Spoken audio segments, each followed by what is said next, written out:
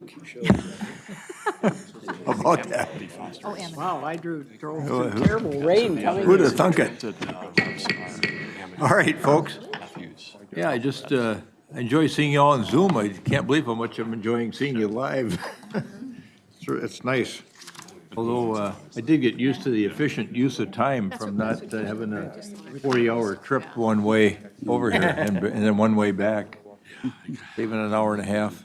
Anyway, let's call the meeting of the TAB to order. Transportation Advisory Board of the Met Council. It is June 15th, 2022. These summer months go way too fast. Time is 12:40 approximately, and to call the meeting to order. And since we have folks here, we will get a motion to approve the agenda. So moved. Second. I've got a motion by Member Anderson, second by Member Malushnik to approve the agenda as published. Any further discussion? All those in favor of adoption of the agenda as published, say aye. Aye. Opposed? Carried. On to reports. We did have an exec committee meeting before this meeting. And does anybody object to not meeting in July? Oh. So moved. We can have a vote on that, that'd be pretty cool. So I think we don't have any action items for July. And, usually we've taken either July or August off. Yeah. And since July fell in a way where we don't have any action items, we thought we'd propose not having a meeting in July. So there you go. Enjoy the peak month of summer, July. So that was one of the key parts of the executive committee meeting I wanted to report out on to all of you. And then we had some discussions on some other items, including the ones that we'll cover on the agenda. I'm not going to go over those again, but we started talking about things that we might want to cover topically, and to the extent that the TAB members have ideas on what you'd like to see us cover from a topical or informational standpoint in the months ahead, would you send a note to Elaine? And I had related that week before last, I was in Reno for the U.S. Conference of Mayors meeting, and the U.S. DOT was there.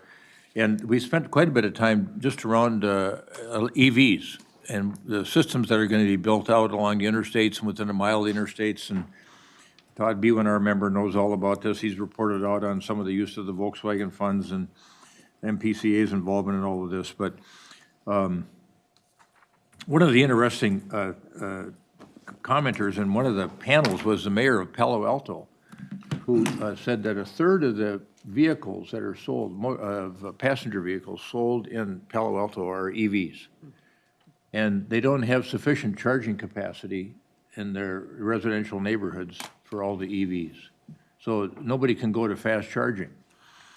They all have to just leave it in hooked up for 8 hours at night and hope you got enough to get around. So that was something I think that came up as a potential future topic, was to get Public Utilities Commission here to find out what's the capacity of our electrical system to handle this apparent increase in the use of electric vehicles, both on a passenger vehicle basis and also commercially. We talked about some other things as well. Getting a good, we've had some rich discussions here around, and mostly online, around issues that are important, issues of the day around climate. And we've got, I think everybody in this room is concerned about it. And of course, with the U.S. DOT, when you're meeting with them or with Secretary Buttigieg, it's, every transportation infrastructure decision is a climate decision. And it's something that we want to keep in mind as we go forward. And that may be a topic we want to cover at some future time. So if there are things that you want to see us address from an issue standpoint, let Elaine know, and we'll add them to the list, and then we'll take them up at the exec committee, and then try to get things on the agenda for the coming meetings. And that's about it for me. I'm going to turn now to Mike Barnes at MnDOT. He's got a few things he wants to report out on. Member Barnes? Mr. Chair, can you hear me? Is this on? Not so well. All right, I'm not. Now, can you hear me? Well, I'm just going to. Right now. There Yeah. we go. Deb, can you check that portable microphone and see if that's working? Does this one, can you hear me? Nope. We were trying to figure out how to turn it on. Yeah, I pushed the button, it shows it's on, but for some reason it's not. So now can you hear me? Yeah, we, All right, so Mr. Chair, tab, couple items here. One, since our last meeting, you've probably seen in the news, we do have a commissioner, Nancy Daubenberger, is our new commissioner. She was our deputy chief engineer, and so she's now in that role, which is great. She very much knows MnDOT and works across a lot of areas, so that's good. So now we just got a note this morning that the new deputy commissioner, chief engineer is Gene Wallace, who was an assistant commissioner for our modal planning division. So she will be stepping into that role here soon. The one that I just wanted to mention, because we've had some discussions about the IIJA with the session ending, the legislative session, a few impacts that were more significant was from a state perspective, we didn't get the matching funds for IIJA, and then from a MnDOT perspective, we didn't get budget authorization to utilize the funds, and so at this point, that part's being worked out of, if there is, when, they'll get together, whether it's special session or next session, to be able to work through that so we can get the funding. So you'll probably have lots more questions than that, and we'll probably have folks that come in once more is done if there's things that we're gonna be able to do. At this point, there is funding that is there, but how much and if we can move on any of the pieces is still to be determined. We're trying to work through those options. Another is from the Quarters of Commerce that had some discussions here just even recently that also there wasn't decisions on what that program, actually any changes that the legislature wanted to do as far as any criteria or process on that. Though with that, we're still working internal, since they didn't pass something of what with what was written, do we need to move forward? So again, the Quarters of Commerce is the one where they passed a year ago, and that has the $200 million. And so we're looking in from a Metro perspective, that's $100 million. That is significant. So there'll be more on that. So I don't have more details with it, but just wanted to kind of highlight that there were some impacts here from the session not ending on that. And then other than just construction projects are continuing to move, and I think probably everybody in the room that uses vehicles has probably been seeing some of our work zones, and but we are making progress. So, Mr. Chair, other than if there's questions, that's all I have. yes. Member Lindeke. How much, I'm just curious how much federal money in the matching grants tied up at the legislature is it, in ballpark? Do you have a sense of that? Well, again, there's the kind of what feels like the more of the highway transportation portion versus what's, the overall federal funds. Most of them are a 10 to 20% match. So from this year, just alone, if there was $100 million, then it would have been 20 million for this year, just for the funding that was there from a transportation. So any other things that were there with the aeronautics and other funding all needed a match. So I don't have John had it. I don't. Yeah, and so off of that, it's the 20% of whatever federal dollar was there. But for us, there's this sense from people that we're okay, we could just wait until the full session. But what happens out of these is then you start to bottleneck up. You've got this year's funding, and again with next year's funding, and you try to, it's a processing, getting things through and getting contractors out there and stuff. So if anybody wants to keep pushing for helping us get it through, it sure would help to keep the projects moving, because as soon as you bottleneck them up, it's just hard to process a lot of projects. So. Member Lindeke, did you have a follow-on at all? No. Okay, all right. Member Hollinshead? Yeah, I just, well, first of all, I think most transit projects are 50-50, right? 50 match. I'm not sure. And road projects tend to be 90-10 or maybe It's on the interstate, 80-20. and outside of the interstate, it'll be 20%. So when we hold up matching money, transit gets only 50% of the match at the federal. So that's one distinction. I just wanted to ask, Mr. Chair, maybe this is exec committee material, but I wonder if we at the tab should play any kind of role urging the legislature to get busy and do their job and act on this so that we can get the money we need, because we can't do it alone here. We don't have the authority. But is it appropriate for us to address the legislature and say, why don't you do something instead of just going home, you know?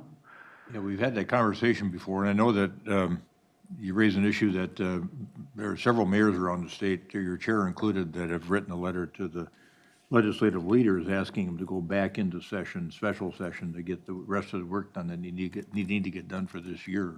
I don't know if we'll have any success with that, but is that what you were thinking, or were you thinking Well, of the future years? it's not listed on the agenda, but I'd be happy to, if it's appropriate at some point, to make a motion that we ask the legislature to go back into session and appropriate the state matching money.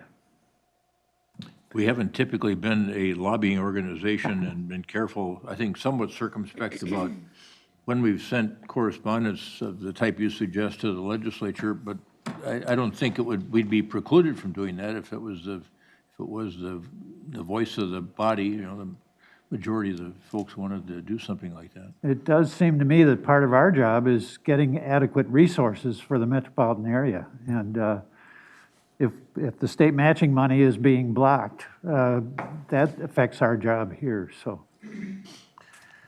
Thank you, Mr. Chair. All right, yeah, hold that thought till we get to the portion of the agenda that deals with other business. I think that might be an appropriate spot for it. Anyone else for Member Barnes at this point in time? All right, I'm going to move on to Member Bwin for the MPCA. Good afternoon. Thank you. As in most months when I come, I do provide updates on grants that are available. And as always, the best and most information and detail on that can be found on our website. But with that, just a couple updates. So again, in the spirit of out with the old and in with the new, we again have grants, many millions of dollars available for turning out old diesel equipment, on-road, off-road, construction equipment, and those grant opportunities are described on our website, and they're available and open until August 31st. So the details could be found there on our website. And then another smaller... Is that limited, Member Bwin, to the private sector, or is the public sector entities apply as well? No limits on that. No limit, okay, thank you. Another opportunity that is directed more at small businesses, government buildings, educational institutions, tribal-owned buildings, and nonprofits. These are small air pollutant reduction grants to attempt to reduce air pollutant emissions at facilities.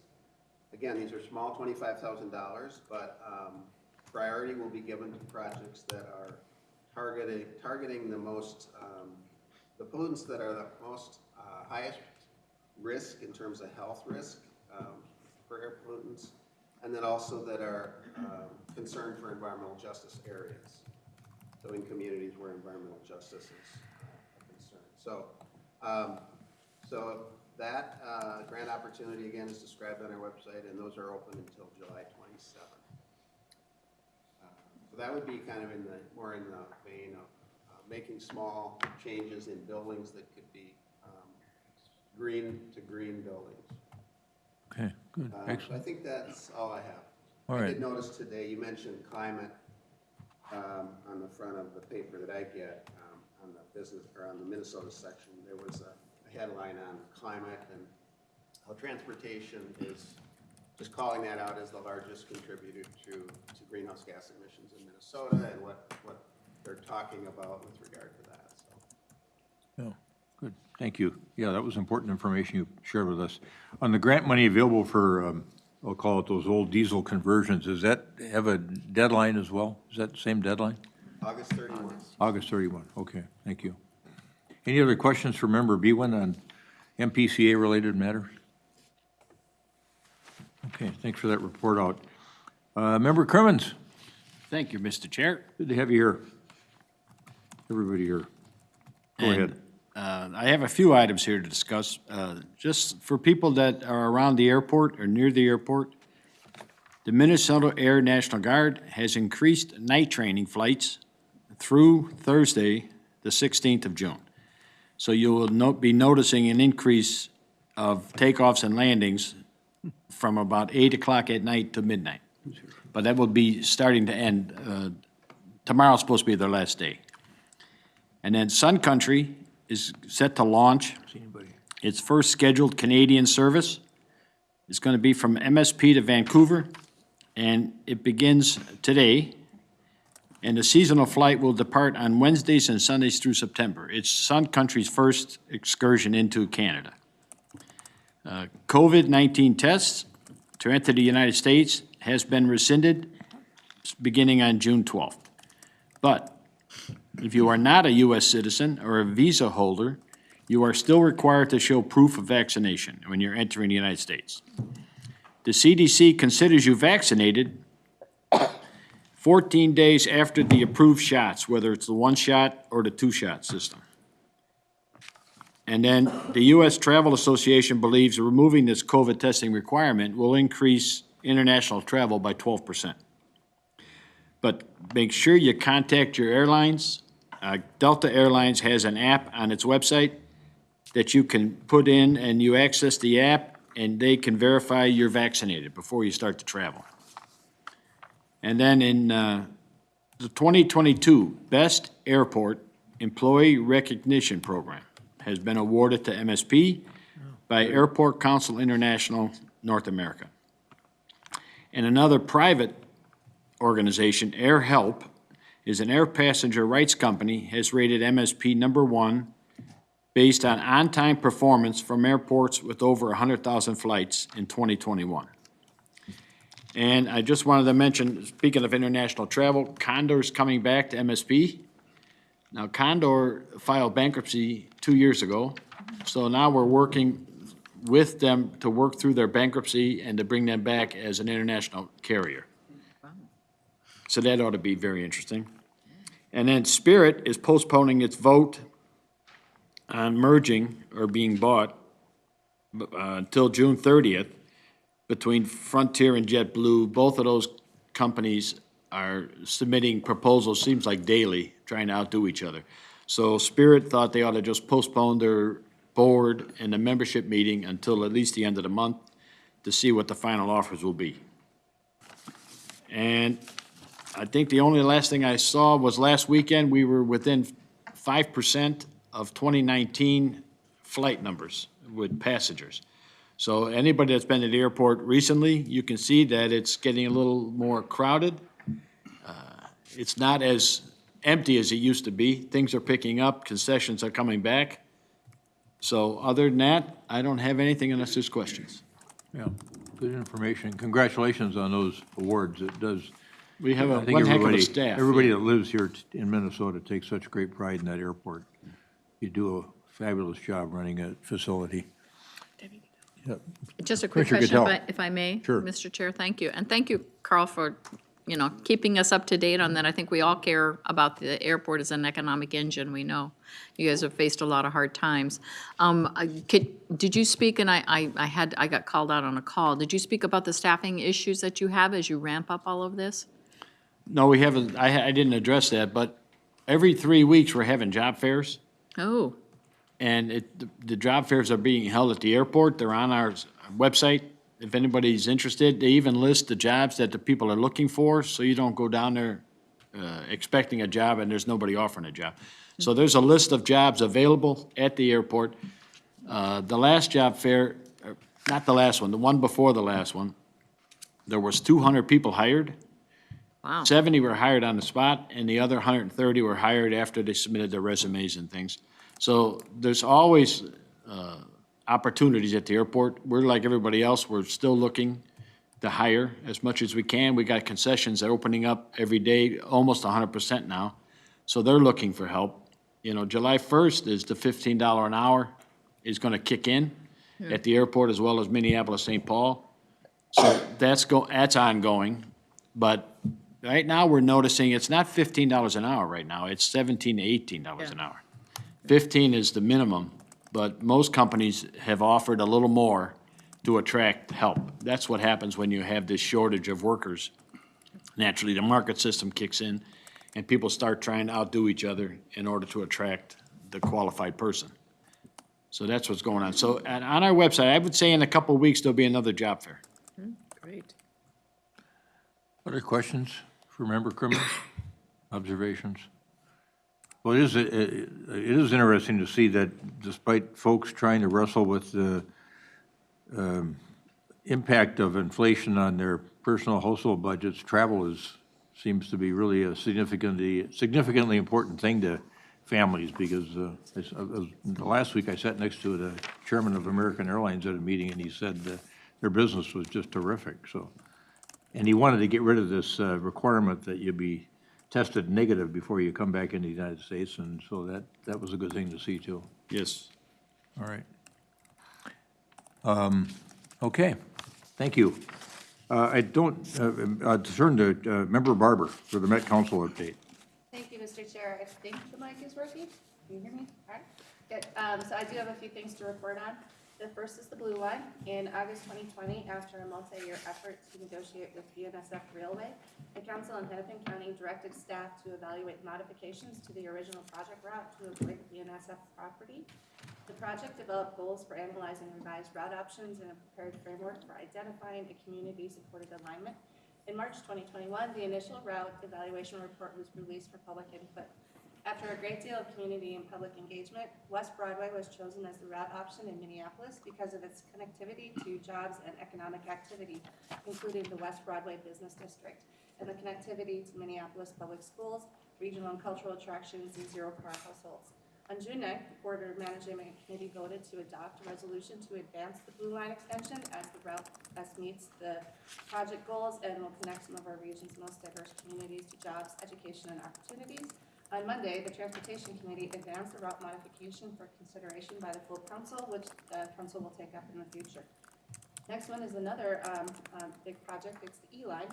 The Metro E-Line is a planned bus rapid transit line that will provide faster and more reliable transit service in the Route 6 corridor along University Avenue from 4th Street, Hennepin Avenue, and France Avenue from the University of Minnesota to Southdale. The Transportation Committee approved the final corridor plan, which establishes the number and location of stations included in the project on Monday, and advanced the action to the council for consideration of approval in July. Assuming it's approved by the full council, design will occur over the next couple of years, with construction starting in 2024 and service starting in 2025. Last month, I reported on ridership numbers through the end of March. We now have some data through the end of April. From January through April this year, Metro Transit provided 12.5 million rides.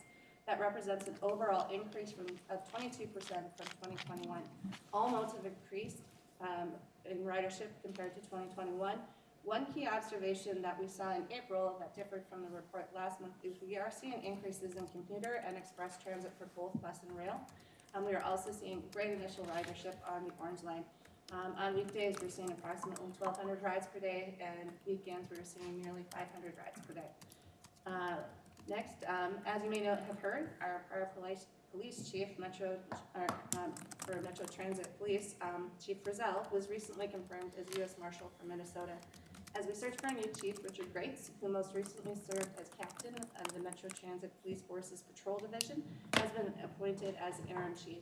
A second-generation police officer, Grates joined Metro Transit PD in 2005 and has worked in patrol, light rail safety, and investigations. We greatly appreciate Chief Frizzell's service, and we look forward to working with Chief Grates. As was mentioned with some of the staffing shortages and hiring, this is a key issue for both council and Metro Transit. We continue to experience hiring issues. We are actively working to improve recruiting and to make hiring more efficient and improve the competitiveness of positions such as bus and train operators. I would really appreciate if you spread the word to your networks and would welcome any suggestions how to address the workforce shortages. We've been doing lots of job fairs and things like that too, but we would really love to hear if any of your organizations have implemented successful strategies to address the hiring issues. Any input would be very, very welcome. I'm not going to go into detail on the TPP because we're going to have a presentation about it tonight or today. But I do want to thank all of the TAB members who stepped up to serve on the working group to look at the TPP. It's a really important thing that we're working on, so I really appreciate people giving their time. Last one. We have a council-funded planning study, which is called Equity Evaluation of Regional Transportation Investments, kicked off in May with the consultant team of Bolton and Menk, Center for Economic Inclusion, and Bellwether Incorporated. One of the first consultant tasks is recruit and select members of a policy work group, which will help lead the study and provide important perspective and advice regarding equity in our transportation investment processes. The membership will be a majority of members representing Black, Indigenous, people of color, or low-income populations. The Center for Economic Inclusion is leading the group recruitment, and the council is assisting by advertising the opportunity. Last week, you should have received an email on this recruitment with a link to their website for you to use and help in recruiting members if you are interested. The recruitment is open through June 23rd, and you can contact Amy Vanowitz on our staff if you have any further questions. And with that, that's the end of my report. I'll answer questions. Mr. Chair, it's not a Member Barber, question, yes, but I just got a message from my alternate that Member Barber's bike, Mike, as well as Member Bevan's bike, Mike, are not working. And so they're not able to hear that on the live feed. Okay. We'll work on it. Thank you for letting us know. Do you want me to redo my spiel? I can make sure that we I'll extend it to Lynn so she can add it to the minutes so it gets out there, if that works. I think, yeah, I regret that we didn't have the public hear what you had to say, but if you can, maybe you can put it in a more succinct manner as soon as we get the microphone working. Or you can do a follow-up, you can do a follow-up in writing. Yeah, that's what I think. Put it in print form, and then we'll just supply it to whoever wants a copy of it. Post it online. Questions for Member Barber? All right, Member Barber, this is something that may be unfair to you, but I don't see anybody from Suburban Transit Authority here. And I'm wondering if you have any information related to the suburban transit operators. Not directly. You have them on the agenda later. I tested it before. I actually did check it before I did this.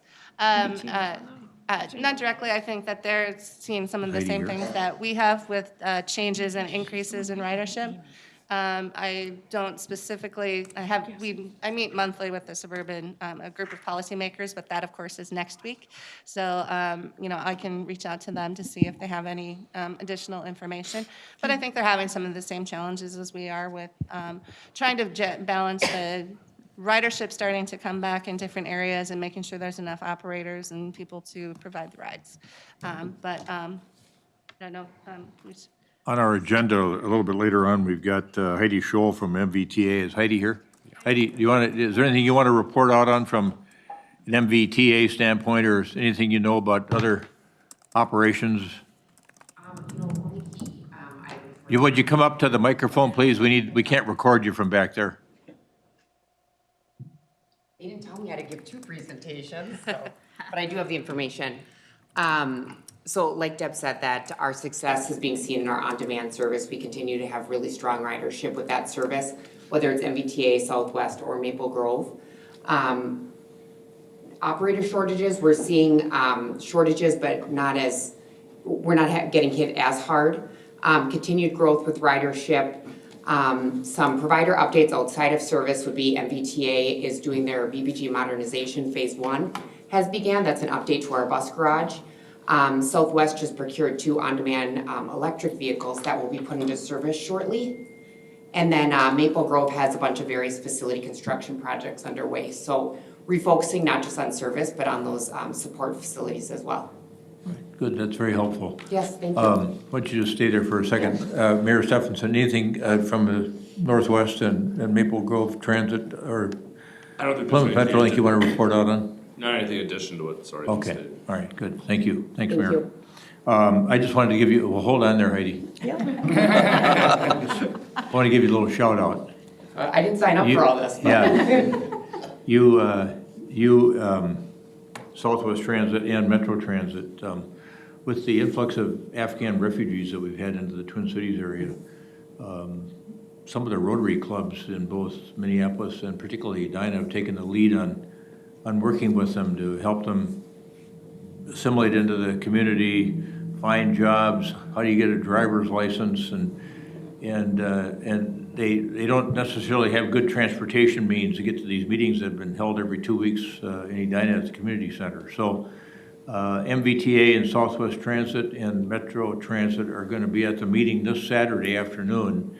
And depending on where folks are living, we're going to try to devise a strategy, I think, where we can run a little collector type operation, and we'll coordinate it with the suburban transit providers and with Metro Transit to make sure that these folks can all get to these meetings where they can garner information that's going to be important to them, being able to get going in a new place, in a new world, new society. So thanks for stepping up. Thank Luther for that. Yeah, definitely. We're excited for the opportunity. Okay, So, thank and then you. we'll see you in a little bit. Yep. Anything else? All right, from a reporting standpoint. Chair Solberg, anything you want to report on, or should we go right into the?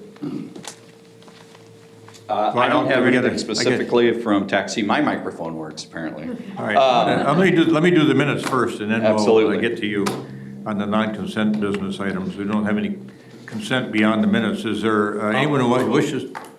Member Anderson moves approval of the minutes of May 18, 2022. Is there a second? Second by Member Geisler. Any further discussion? All those in favor of approving the minutes of May 18, 2022 for the Transportation Advisory Board, say aye. Aye. Opposed? Carried. Now we're on to the non-consent items. We've got 2 of them, and we've got 3 informational items today as well. And the first one is a Streamlined Tip Amendment, and this is part of an interesting discussion of what's going on down in the southern part of Hennepin County, city of Bloomington. Chair Solberg. All right, thank you, Chair. As you said, this is normally a streamlined tip amendment, but with your leadership, we moved this to the non-consent agenda item because of the discussion that was brought up last month at TAB regarding maybe a similar project on the east side of the metro. This particular amendment, though, however, is specifically to increase the total cost of the project, the 494, what we'll call in the department is the 494 Ezpass Project. And effectively what it is doing is taking what was simply the Ezpass Corridors of Commerce project, which received state bonding dollars, and is adding in now the project development pieces, which are some bridge replacement, some additional pavement work that's going along with it, as well as additional pedestrian and bike improvements on the corridor. That in total raised the project about $140 million to a total of $342 million. That money that I speak of comes from a combination of Metro District funding. It comes from the addition of the City of Bloomington's freight money that they received for the interchange at 35W and 494. The addition of $60 million in infra grant that was received last year by the department, and then approximately $16 million in Carissa funds out of the total of about $38 million that the Metro District received last year coming out. And I think members would recall the $20 million that was discussed here for local entities that came out of the Carissa funds. In addition to this, I just wanted to go into a couple things, Chair, and that was in part that this project, as was indicated in the packet, was approved by, as in the increased revenue scenario in 2015, was ultimately added into the revenue projects in 2018 when it received Corridors of Commerce funding, so it was added into the STIP at that time. And again, this is the addition of funds. The other piece I wanted to convey to TAB was that this project, and unfortunately I didn't convey that last month, the 694 freight project did have greenhouse gas analysis done, as well as mobile source air toxins. Those are required as part of both the National Environmental Protection Act and MnDOT's own policy to do greenhouse gas analysis. Maybe the most salient point to that is, however, that both in the build scenario and the no-build scenario 2040, reductions in greenhouse gases and mobile source air toxins, there are reductions in both. However, the no-build scenario is slightly better in greenhouse gas reduction. The ratio is based on modeling, but it's about 17% reduction in greenhouse gas emissions compared to 16% in the build. In part, that's due mainly to the efficiencies of vehicles, the increases in air emissions and controls in those vehicles. And then the other piece that I wanted to mention was the mobile source air toxins analysis, which really goes to, and I'm sure Member Bewan can talk to us much more intelligently than I can, but some of the most, I gotta look at this just to make sure I get it correctly. I guess the most concerning toxins, and I want to make sure folks know what that means from our air source or our analysis. And that really is for benzene, formaldehyde, 1 and 3 butadiene, naphthalene, acrolein, ethyl benzene, diesel particulate matter, and polycyclic organic matter. And so we do this on all of our major projects that meet the thresholds of over 140,000 vehicles. And so 494 obviously is one of those. And as I indicated recently here, that I forgot to mention last month, but 694 fits into that as well. So just a little information to go with the overall piece that this TIP amendment is adding those CRISA and infra dollars to this project on 494, and that's the requested TIP amendment. And it's consistent, the amendment is consistent with the TPP, I understand? Yes, Mr. Chair. So the TPP, the project was entered into the TPP, again, back in 2015, and now this project, as being seen, is consistent with TPP. Okay, good. Questions for the chair, the TAC chair? All right. Is there a motion with regard to? Some questions. Yeah, go ahead. Okay, thank you. Sorry, No, Lolly, go ahead. I'm not as familiar with this project, so I just had a couple of questions for my understanding. So if I'm understanding correctly, is this amendment so that we accurately record the amount of funding sources and the amount of funding and the types of funding, but the plan itself is not changing? Or if this amendment is passed, what will it do in simple terms? So, Chair, member, what this is doing is adding those funds to this project that was consistent with the TPP. Without adding these funds, it really risks the project because we wouldn't have the funds to build it. And as a follow-up on that, if approved, these funds would then improve the highway, but also be adding a bike infrastructure project alongside it? Or what will be the real-world built environment result if we approve the funds? Yeah, so Chair and member, again, this project is primarily an easy pass project, but as part of that, there are bridges being replaced east of 35W. And I can, if you look in your packet, you can find some of that information. But there are additions to trails that we're consolidating, bringing onto one single bridge, adding wider sidewalks, increased safety for pedestrians on some of the local streets that are tie downs for the larger project. And then again, changing some of the access along the corridor. As you may notice, or maybe not, but we're consolidating access. So again, there's improvements there that are outside of the physical infrastructure of the interstate itself. Okay, and then what is the primary reason the cost is increasing?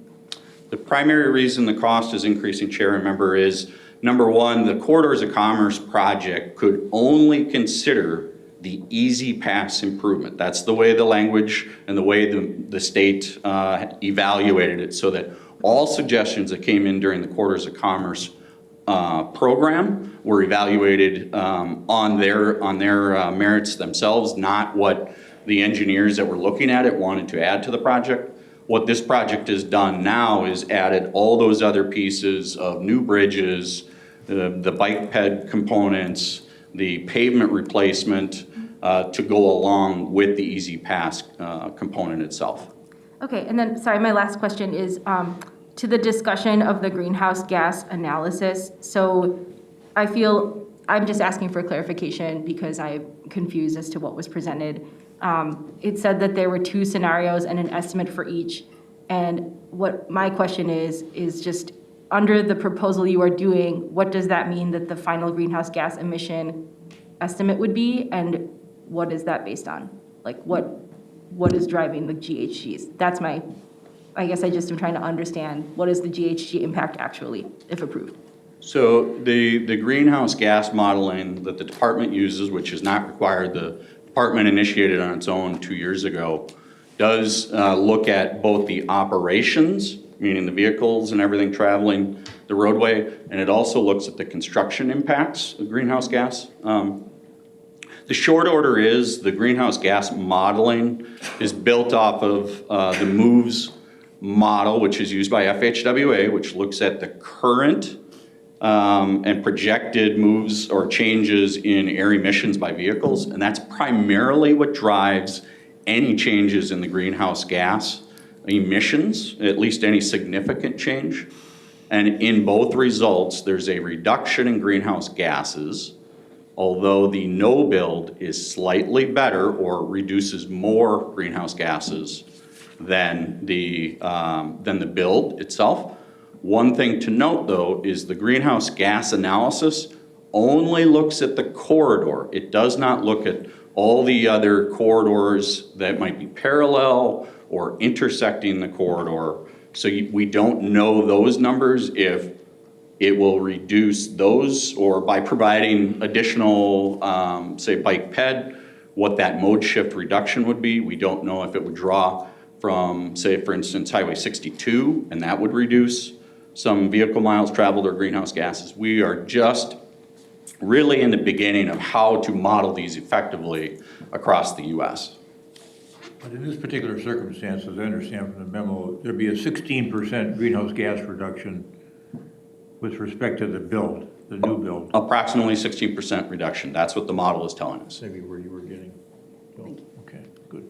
Any other, yeah, Member Lindeke, were you finished? Member Jalali, any Well, other? thank you for helping me understand and for breaking it down. I do want to pass it to Member Lindeke. I guess my, the last piece of it that I wanted to tease out is that I asked what that 16% is based on, and I thought I heard that we were predicting that there would be more fuel efficiencies and that is the majority of it, but what is, can you confirm what that is, that specific number is based on? What is the estimate there, or like the thing we expect to happen? Yeah, Chair, member, I don't have the details of what that model, there's a lot of pieces behind it. If that's what you're asking, the ultimate number of the reduction of 16% or 17% or whatever it ends up on a corridor, however, is based on this idea from EPA, or the guidance from EPA and FHWA models that with fuel efficiencies and all the other changes in vehicle emissions, that's what drives a large percentage of that reduction. That's about as specific as I can get for you. Okay, I will hold my thoughts and questions. I'm just absorbing all that, but I know that Member Lindeke was also waiting, so I'll defer. Member Lindeke, go ahead. Oh, thank you, Mr. Chair. Just to follow up on what Councilmember Jalali was just saying, I feel like my guess, looking at another analysis that MnDOT did a while ago, is that EV adoption would be the main thing that's changing. That's why doing nothing still reduces the amount of greenhouse gas emissions.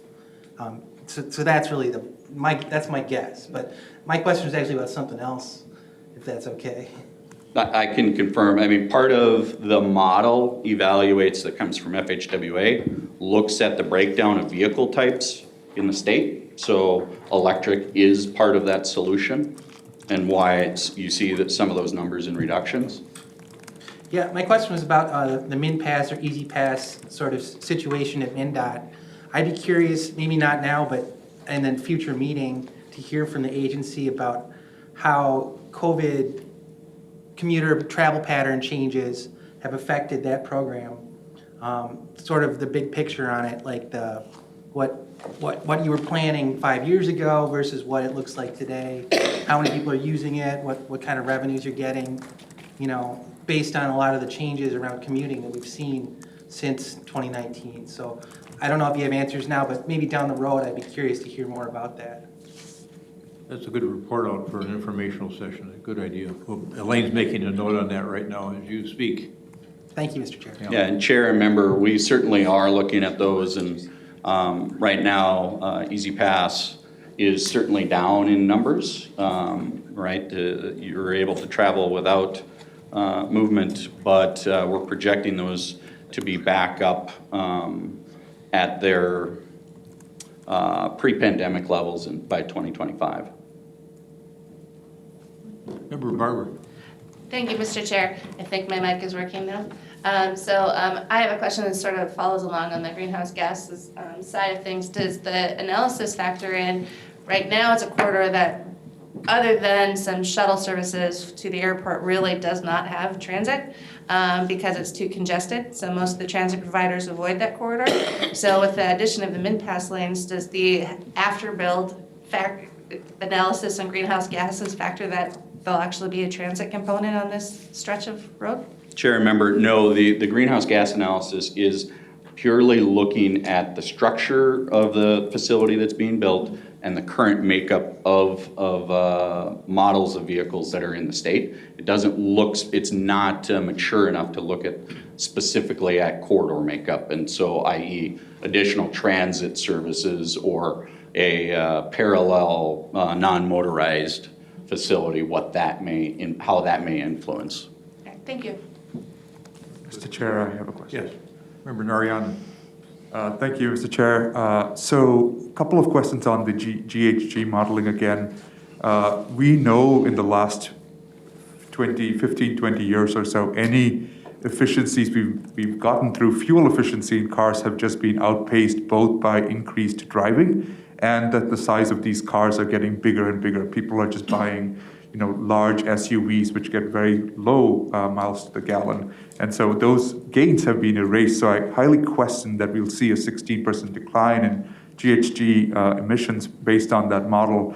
And then the question I'm leading to is Minnesota Department of Transportation has this advisory body called Sustainable Transportation Advisory Council, and I co-chair the VMT Reduction and Transportation Option group of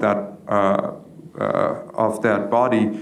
And we recommended, and it was adopted by MnDOT, that there would be a vehicle miles traveled reduction strategy. How is that being adopted and included on this project? Member and Chair, I think so. Part of that, just going back to the stack recommendations, are that would be vetted through the SMTP process. And so the SMTP is ongoing. It doesn't necessarily change what we are doing at this moment in time. That being said, right, the department has adopted these additional initiatives with electric vehicles and additional funds, non-motorized alternatives on the system. So what we have in place now is really what fell into influencing this particular project, not what the staff recommendations were to MnDOT, as they are not fully vetted through the SMTP. I have a follow-up question. Yeah, go ahead, sir. So just kind of following up on what Member Lindeke said too, it does seem like this is a point in history where we just, we're seeing peak hour kind of not really there anymore. We're seeing just different changes in how people are traveling. Our downtowns are fairly empty, and it might be that lots of these trips are not coming back. Yet we continue to move forward with this project as though we expect, changes to have, the old ways to just come back. And I'm not sure that's the case. And yet we are committing a large amount of money, an increase in funding for a similar project, which we know is not necessarily good for the climate, nor is it good for air quality around the places that people live. And so I wonder if there's a way to take a pause, do some more analysis before we make this big commitment. Thank you for that. Member Geisler. Thank you, Mr. Chair. As an individual and a citizen who drives this interchange every time I go to work since 2009, it's always busy, it's always full, and this project will also address some of the congestion-related safety issues. There are near misses every time I'm going through this, regardless of whether I'm 494, 35W, north, south, doesn't matter. It is a packed, busy interchange. This will improve the flow, which will improve some safety of all those people merging in very short, tight, narrow areas, and will improve the ability, going all the way down the Easy Pass side of 494 there. I've been driving down here by my work for many, many years, and it's always busy, and it's always worth having the improvement here. Even during the pandemic, it was full. So it's a worthwhile project. Member Joel, go ahead, and I'll ask for a clarification on something I heard. Well, actually, I'm just asking for clarification on that, and if staff can answer it, that'd be helpful. But, you know, as someone who's not familiar with this stretch of freeway, but has certainly been on it, but I'm not an everyday user of it, like you had said.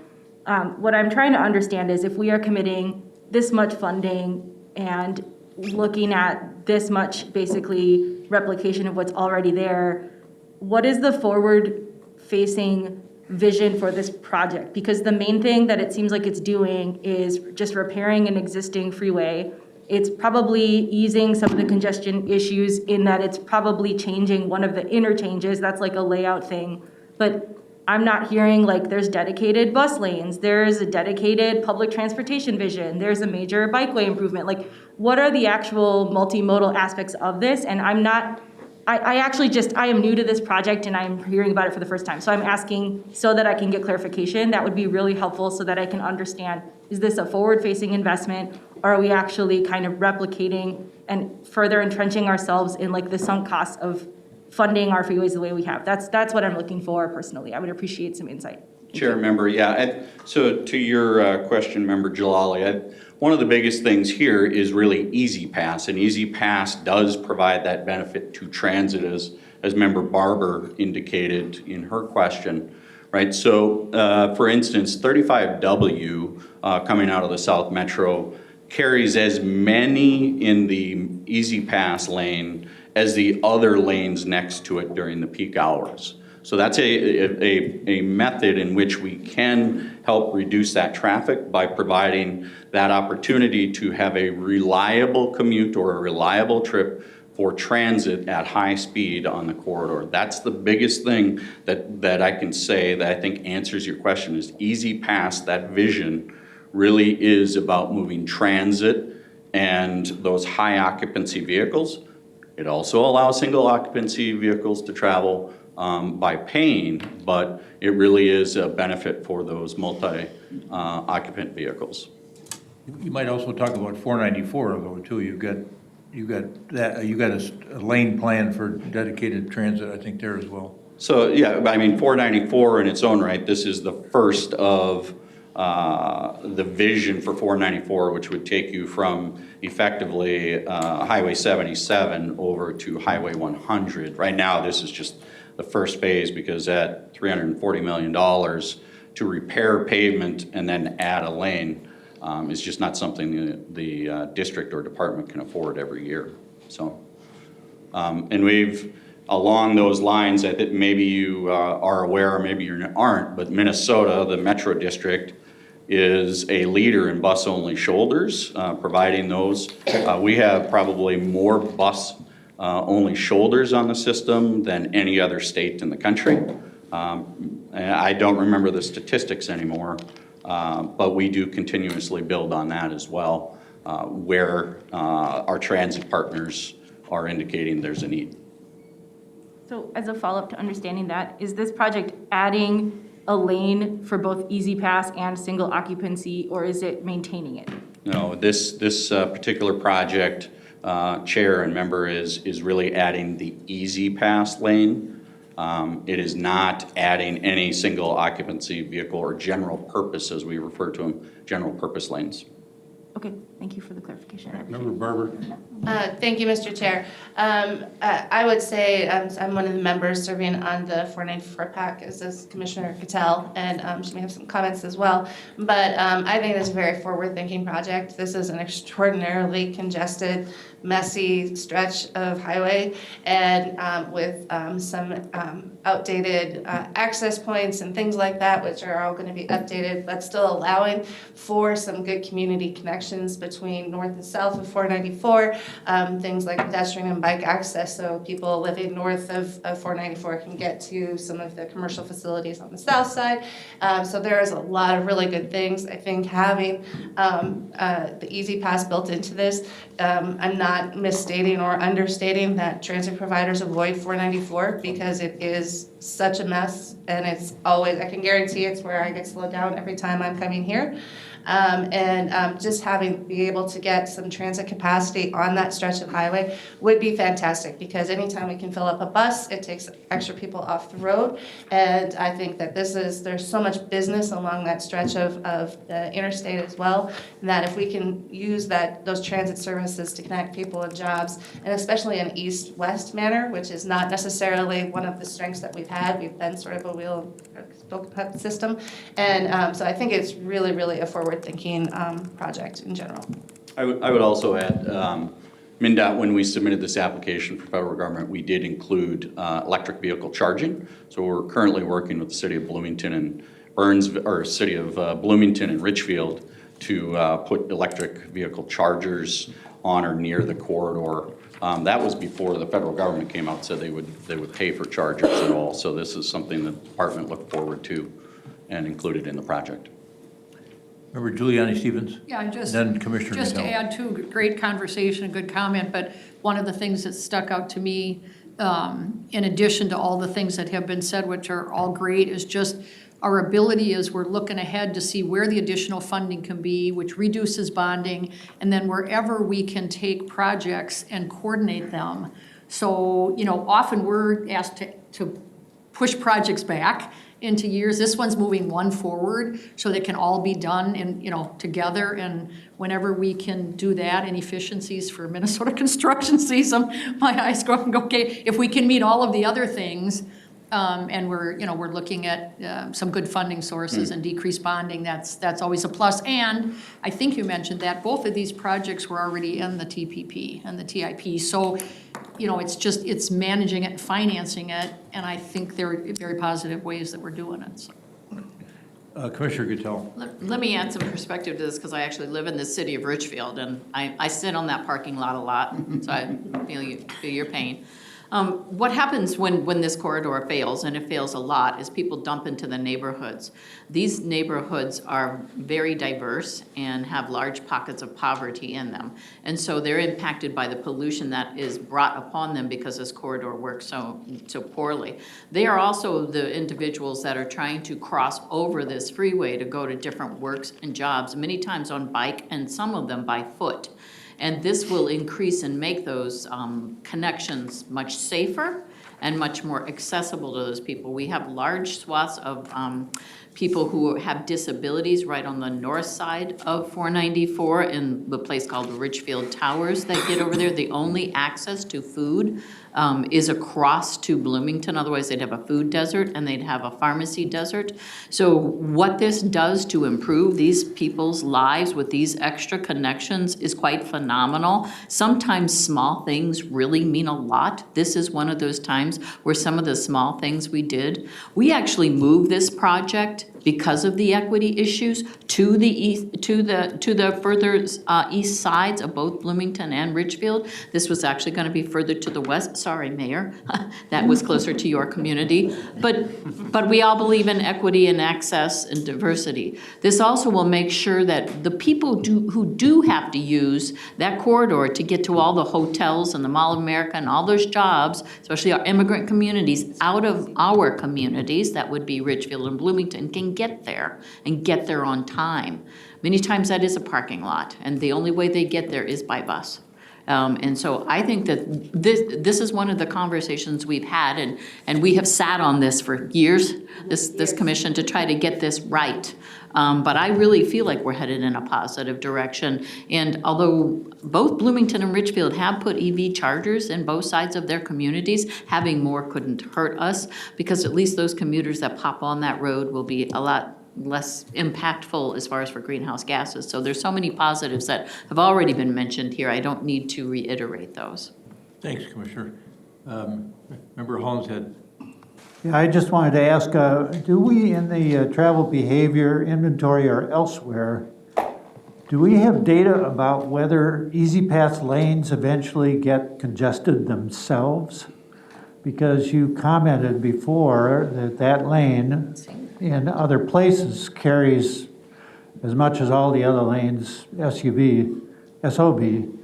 So if this added money, if we add this money to this project and create the Easy Pass lane, how long is it before an Easy Pass lane itself becomes congested? Because that's where the Orange Line buses will be, correct? And that's where the transit vehicles will be. So, And I'd hate to see them stuck. Yep, no, Chair, member, I think to answer your question, right, Easy Pass lanes are provided, right, as a reliable system that we can use throughout the Twin Cities Metro, but it is price controlled. And as such, currently our system has not been in a position where it's become congested unless there's something inevitable that cannot be overcome, such as a crash or something like that in the corridor that would affect it. Otherwise, really, we are capped at $8 for a corridor. So $4.94, if it did ever become just like any of the other corridors, first thing we'd be looking at is, are we meeting the $8, our maximum, where we charge a single occupancy? Now, if you're asking more about the question of if we're have multiple occupancy vehicles and it becomes congested, then the next option is probably to start looking at 3+ occupancy or eventually a second lane. But that is, I don't think we've seen that in the United States at this point, where they've gone to is a 3+ type option for the occupancy in Easy Pass or managed lanes. Thank you, Mr. Chair. Member Barber? Thank you, Mr. Chair. I don't know if our travel behavior inventory actually captures that data, but we can definitely find out. But I can tell you I'm an avid Easy Pass user, and even before COVID and all of that. And number one, I've never paid $8, which tells me that I think they're not hitting that point of congestion, but they tend to go very, very well. And it's, I've never reached a place, even though it can be people, single occupancy or multiple occupancy vehicles and buses, where I've not been able to keep moving, which is really the goal of it. Member Geisler? And I'll just add my anecdote. I have seen that as well. I use it all the time going north-south on 35. It's primarily a bunch of buses and a couple SOVs driving through there. If traffic is fully stopped, it'll sometimes slow down to maybe 40 instead of 50 or 60. But it's still zipping right along relative to everything else. A couple quick clarifications. The project we see in the rendering on page 6, I think was a project that was originally in the TPP, and that's the one that we're really approving here today. It was the best we could do, but we couldn't build this project before because we didn't have enough money. So we started with a basic project, and now because you've got extra federal funds available, we're able to expand and meet the project goals that we had originally. Is that a fair statement? Certainly, Chair. Yes, I think the project you see in front of you with all the dark colors and everything is the representation of receiving these federal dollars coming into the program, so we're able to achieve as many of those goals as possible from the original vision. Yes. And then there's been a little bit of discussion about if we commit our money to this project, just so it's well understood, we're not spending money that the TAB has control over here. We're approving the project scope change and the addition of those federal monies that are coming in through MnDOT, not using our $139 million to do this project. So, Chair, yeah, there are no regional solicitation dollars in this project. Okay, any other questions? Is there a motion to adopt 2020, Member Jalali? Thank you, I've appreciated this. I just wanted to add in a couple of thoughts. One, which is, so to the GHG analysis and the reliance on hoping that, you know, the market kind of tips the way of EVs. I mean, I just wanted to pull that out for a second ahead of the vote. I appreciate understanding where that's coming from. I represent a community that has made huge investments in electric vehicles. We have the EV car share network serving Minneapolis and St. Paul now. There's city money in that. There's there's all the, it's a multi-source, you know, governmental investment in EV car share. It is not clear to me that that type of service is actually expansive enough to replace trips in the stretch where this is happening. And so I, as someone who has been a big advocate for EVs and for the proliferation of them, I want to just reiterate some of the hesitance I'm feeling around what those estimates come from and hoping that people adopt them. And I think that we've invested in infrastructure to make people more easily adopt electric vehicles. I think the price point has tipped in the way of now the replacement is making more sense to people. But I wanted to just say as a future topic, I think getting into the modeling for that is important. I think it's an important kind of basis for policy question. I appreciate people educating me on the history behind this project and how it serves different communities. Like I said, this is not an area that I'm familiar with, but also it strikes me hearing how people share the congestion issues and the needs of the communities in the neighboring areas. I mean, a lot of the arguments about the amount of traffic and congestion to me are like the argument for a world-class, broad, metro-wide, robust, like rail and bus network that, you know, replaces a lot of those trips that are currently cars on the road. Like, I agree there should be an easy pass lane. I agree there should be these other things. And I think that there needs to be even more done than this improvement. I am still deciding how to vote. I just wanted to add those thoughts in because I think it's important no matter which way this goes. And I appreciate that this is a multi-year process. I appreciate those who have championed it and helping me understand it better. So thank you. All right, thank you for those comments. Member Holland. Mr. Chair. Oh, sorry. Yeah, I would just like to say that if we could build more off-road transit, we wouldn't be having a discussion like this. If we had a dense network of off-road transit with dedicated right-of-ways, we wouldn't have to be arguing about how much road space is taken up by SUVs and how much road space is taken up by 3 people in a car or a bus. They'd be separate systems at that level. And so those people who fight tooth and nail against rail transit and fight tooth and nail against dedicated right-of-way transit off-road, I would just like to say to them, maybe we could save the discussions like this if we had more funding and more willingness to build that type of transit. Agreed. Thank you, Mr. Chair. Just one final. Nariano, go ahead. To Councilmember Jalali's point too, I'd love for the tab to hear the models that went into this, and specifically the assumptions that went into the model to make sure that we kind of can all agree that they align with reality. All right, thanks for that comment. Is there a motion to approve 2022-27? So moved. Commissioner Gattel moves it. Is there a second? Member Geisler seconds. Any further discussion? We've had a robust one. All those in favor of adopting action transmittal 2022-27 as recommended, say aye. Aye. Opposed? Carried. Very good. Great discussion. On this modeling issue, I think MnDOT must be wrestling with this too. You know, how are we going to start getting our arms around some effective sort of modeling and measuring on greenhouse gas reduction, getting baselines put together? I don't know, but MPCA has done any work on that yet or not, Todd?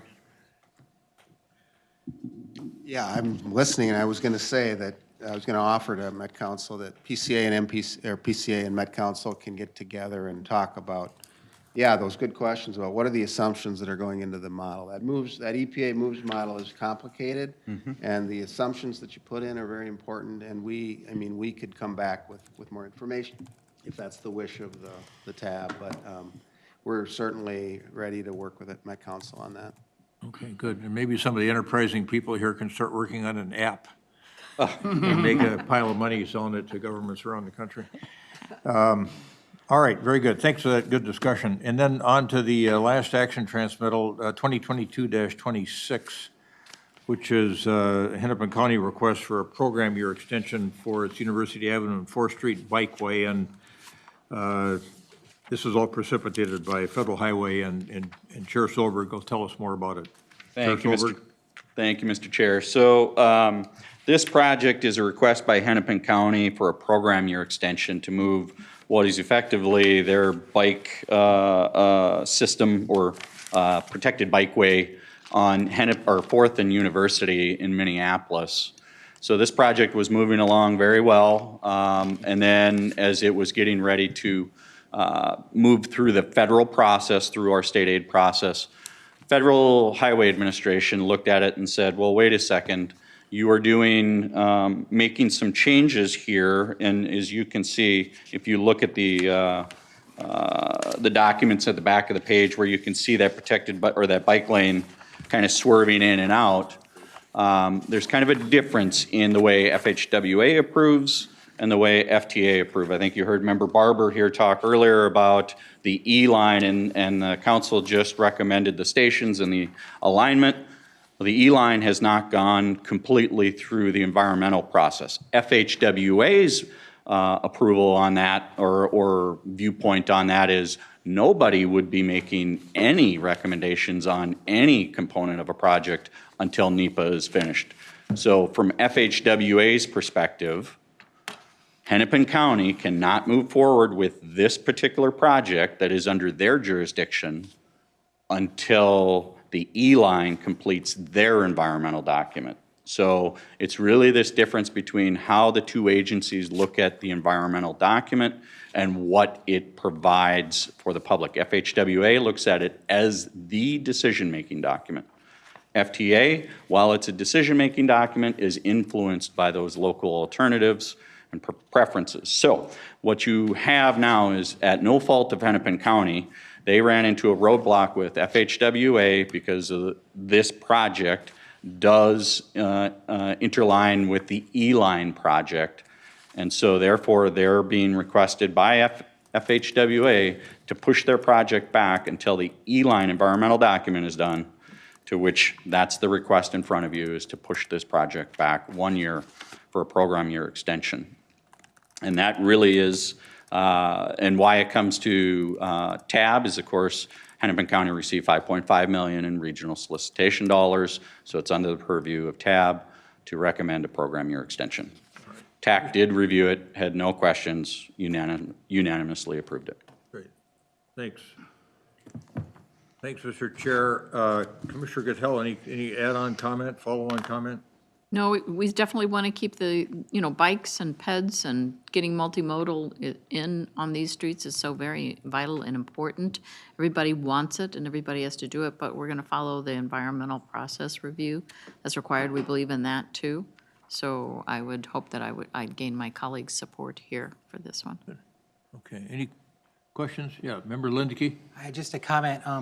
As someone who teaches at the U and went to graduate school there for way too long, I was always paying attention to this project as a hypothetical thing that we needed to keep students safe. So many of our students at the university bike around, especially on 4th and University, and it's been unsafe the whole time I've been there. There was 2 different horrible tragedy crashes that I remember being there and reading about and knowing the names of the students that got crushed by cars. So it's really important that this get done, and I'm glad that it's happening. I wish it was happening a year earlier, but we'll take what we can get.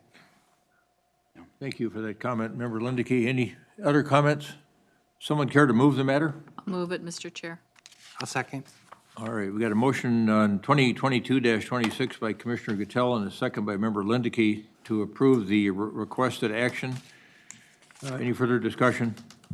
All those in favor of adopting the recommended action on 2022-26 say aye. Aye. Opposed? Carried. All right, now we're going to move on to the informational items that we have. Thanks for your good participation in those action items. And we've got Dan Marckel and Michael Larson with us.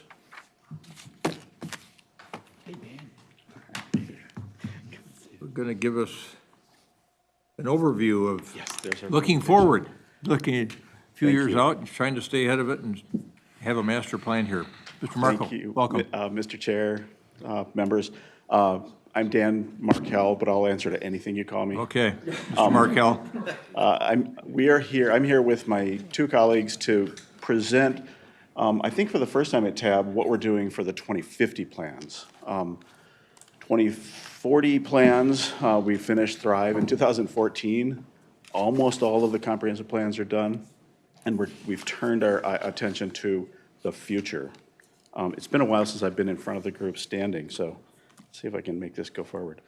I'll be doing like 3 slides overview, big picture. Mike Larson will be talking about a current and early project to establish values and vision. And then Cole Hiniker is here to tie it all together with transportation policy. All right, thanks, Mr. Marckel. So, project overview, we are talking about all the 2050 plans, the regional development guide, the transportation policy, water policy, housing, all of regional parks. And we're approaching this, we started fairly early, trying to learn the lessons from all the past plans. This time around, I happened to come here to the council just as we were doing the last regional plan. And at that time, we were still recovering from the Great Recession. They tell me the time before that, we were recovering from another recession. The time before that, it was another thing. This time around, there are issues that we're dealing with as well. And they seems like there are greater uncertainties this time around than there have been in the past. We do have a pandemic underway. There's a lot of uncertainty around that, particularly in the planning of our infrastructure. And the other folks will get into that. So the way we're approaching this time around is to try and weave the policies together in a lot more coordinated fashion. So a couple years ago, there was an update to the transportation policy. That same year, there was an update to the regional parks policy plan. That was done so that we could get the schedules aligned so that in 2024, we can update all the plans at the same time. So that this is kind of underway, so coordinating. What we do see as goals for this project, we do want to continue having these big ideas put forward.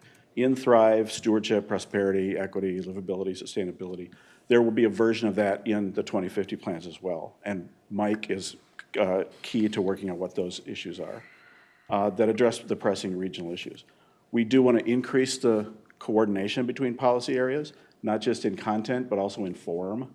We want to make sure that if a community looks at the regional plans, they can see what are we doing for addressing climate change across the whole suite of Met Council responsibilities. And we also want to work on more detail about how we're going to implement the big ideas. Thrive had a lot of great big ideas that spurred a lot of really great discussion in the region. We feel like it's time we can move more towards implementation.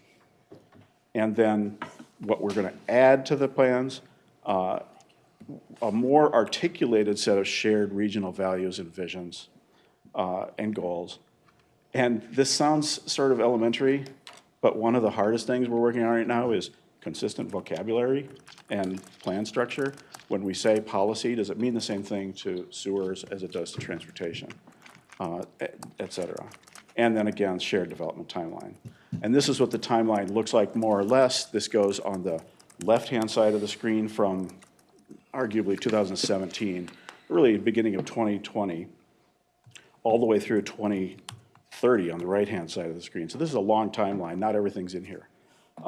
Early on, we did a lot of this assessment. How did it go last time? What kind of needs do we have this time? What kind of research are we doing? That work continues along.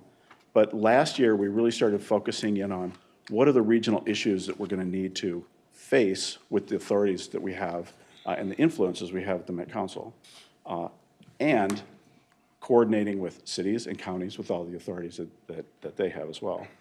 So that was 2021. This year, 2022, is the kind of year we really start breaking out of the gate with a lot of things.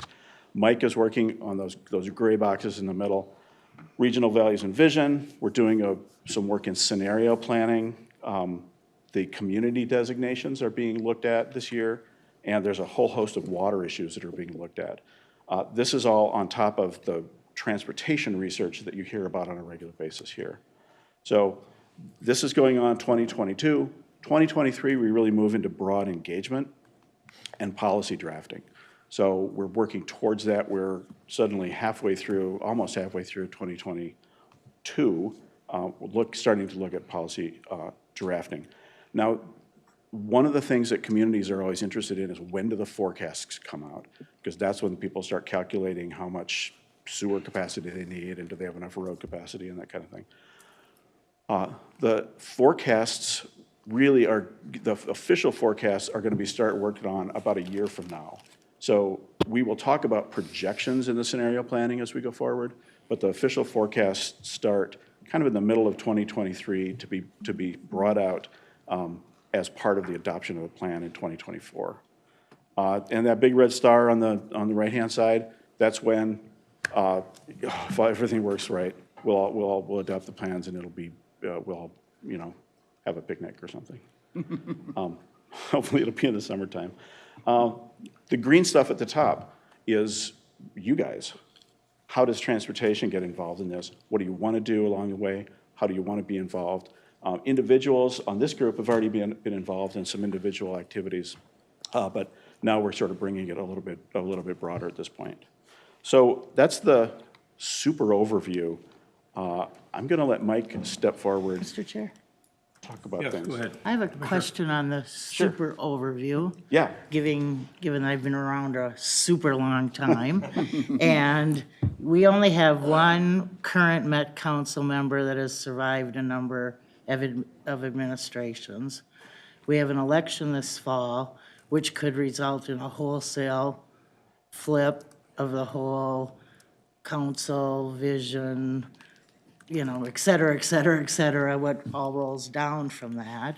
So is this not a bit premature, and why not wait till you know whether the whole thing's gonna flip again? Yes, Chair and Member Holberg. Mr. Chair, where'd you This is why at the bottom of that thing in the middle, we write the word election, because it's a real thing to us. What the reality is, things could flip tremendously in October and then January into the next year. But some things don't flip. The comprehensive plan work that's been done in each community it's the standing policy that we build the vision and values from the ground up. So there are things that persist, that really have persisted for 20, 30 years. So there's certain kinds of things we can do now. There's certain kinds of things we can't do now. So we're doing all that prep work to the extent we can. That's why, if you look at the chart here, broad engagement starts really in 2023, because that's after that election. So we're trying to get the technical bits in place now so that we can continue the discussion from that point. So it's a great question. Thank you very much. Very to the point. Any other questions? What? Any questions on this portion of the presentation? All right. Grill him. Last time I Good saw afternoon, Mr. Larson, he was over 2 years ago, I saw Mr. Larson having a sandwich. That was before COVID. So Oh, good right, to see you right. again. Good memories. Good memories. Enjoys having a Sandwich in the with you. Skyway. Don't know if Good anything's afternoon, even open over Mr. there Chair and members of TAB. It's good to see you today. Again, as Dan mentioned, I'm Michael Larson. I'm a planning analyst in the Community Development Division. I work in the local planning assistance group, and I'm managing the values, vision, and goals process for the 2050 Regional Development Guide. We are starting to engage in a engagement process, a public engagement process. Obviously, we've started to engage folks such as yourselves, other advisory groups, the usual suspects, with regard to Member Holmberg's comment about the election. We are certainly cognizant of that in our process as well. So as Dan mentioned, there is a lot of reflection going on, a lot of engagement. You'll see that in the graphic that we've shown here that we don't expect to work on a vision and values process that sets that in stone, but we will hope to have a working vision to carry us forward into the work that follows. And as you see, there's graphically illustrated a backward bending arrow, so as we move into more detailed planning and policy development, that there'll be an opportunity to perhaps to refine our overall vision and high-level objectives. So when we think about our vision, we all, as Dan mentioned, we want to think about how we will ultimately want to use it and guide us going forward. On this slide, you see a list of terms that we haven't always used consistently across our plans, have the same definition, and we want to ensure that our set of policy plans start to speak to similar language and reflect back on the vision. So many of you probably have heard the term progressive elaboration. We further articulate things as we move forward and offer more detail as the work requires, and that's a set of principles that we're using in this process. So as we move forward in greater detail, stemming from the values and vision as we move towards strategies, there was a way to ensure some continuity between the foundation work and the evaluation work that we might do with regard to our investments and our strategies that we're working towards. So at the end of the day, it should be clear how our overall vision translates into our planning documents. So staff at the council have been having some internal discussions around 10 exploratory issues for our process. In addition, we have analyzed recent conversations from this and other advisory groups, including the TAB and the TAC, for how often these issues come up. This is not, these 10 exploratory issues are not a proposed structure for any plan, but a way to generate dialogue and discourse around what may be important to these groups in the region.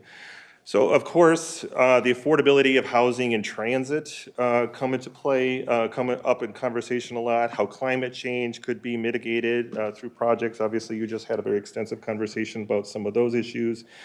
How communities are involved in the decision-making processes and the planning process, especially those who are most impacted either by past practices or current and planned investments or infrastructure planning.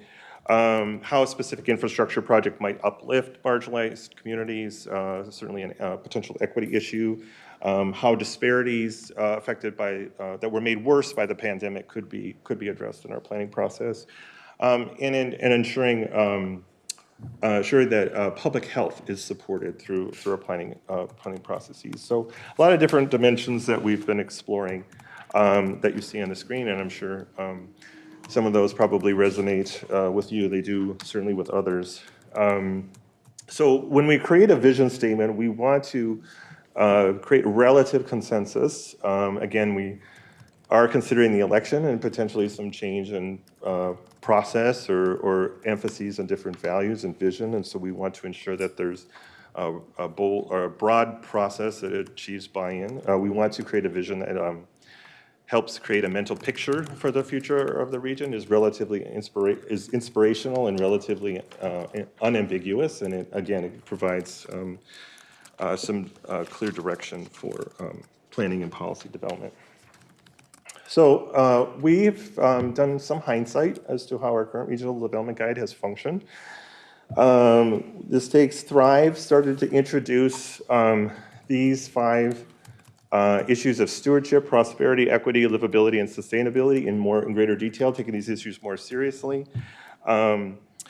There is considerable thought to how these different outcomes manifest themselves and how they're interrelated, but they work more like values and principles that need further clarification. And so that's something that we're wanting to consider. That stewardship, for example, could mean many different things. It could be stewardship of the natural environment. It could be stewardship of a capital asset like a highway or a transit line. And so some of those things I think will get, some of those will be evolve into more principles or parts of our values and vision and going forward. So let's see here, next slide. So we were thinking about how the Thrive outcomes relate to the Transportation Policy Plan goals. The Transportation Policy Plan goals are transportation system stewardship, safety and security, access to destinations, competitive economy, healthy and equitable communities, and leveraging transportation investments to guide land use. And those are that's a pretty solid vision. That's something that we want to explore with you, revisit, and consider and make sure that those kinds of ideas and principles are considered in our process and perhaps reflect more specifically in the overall vision. So at the end of the day, I think we would expect to see a lot of the values on the left articulated and reflect some of the goals there on the right. So again, we're not starting necessarily from scratch with this next round of planning, but we're reflecting on the past and seeing how our issues and opportunities have evolved over time. So that concludes my presentation, and Michael, take your break Mr. for- Larson, could you move back to that prior slide? It might be easier for folks when they go Sure, to there ask we go, yeah. questions, now that they know they can ask them. Questions for Michael Larson? What about workforce? Where do you see workforce issues being handled in that category of topics on the right-hand side? Sure, I have some ideas about that, Mr. Chair and members. Near the end of 2020, the council adopted a regional economic framework, which allowed the region to access funds from the Economic Development Administration, federal agency, and that process addressed a lot of issues related to the region's economy, including workforce development.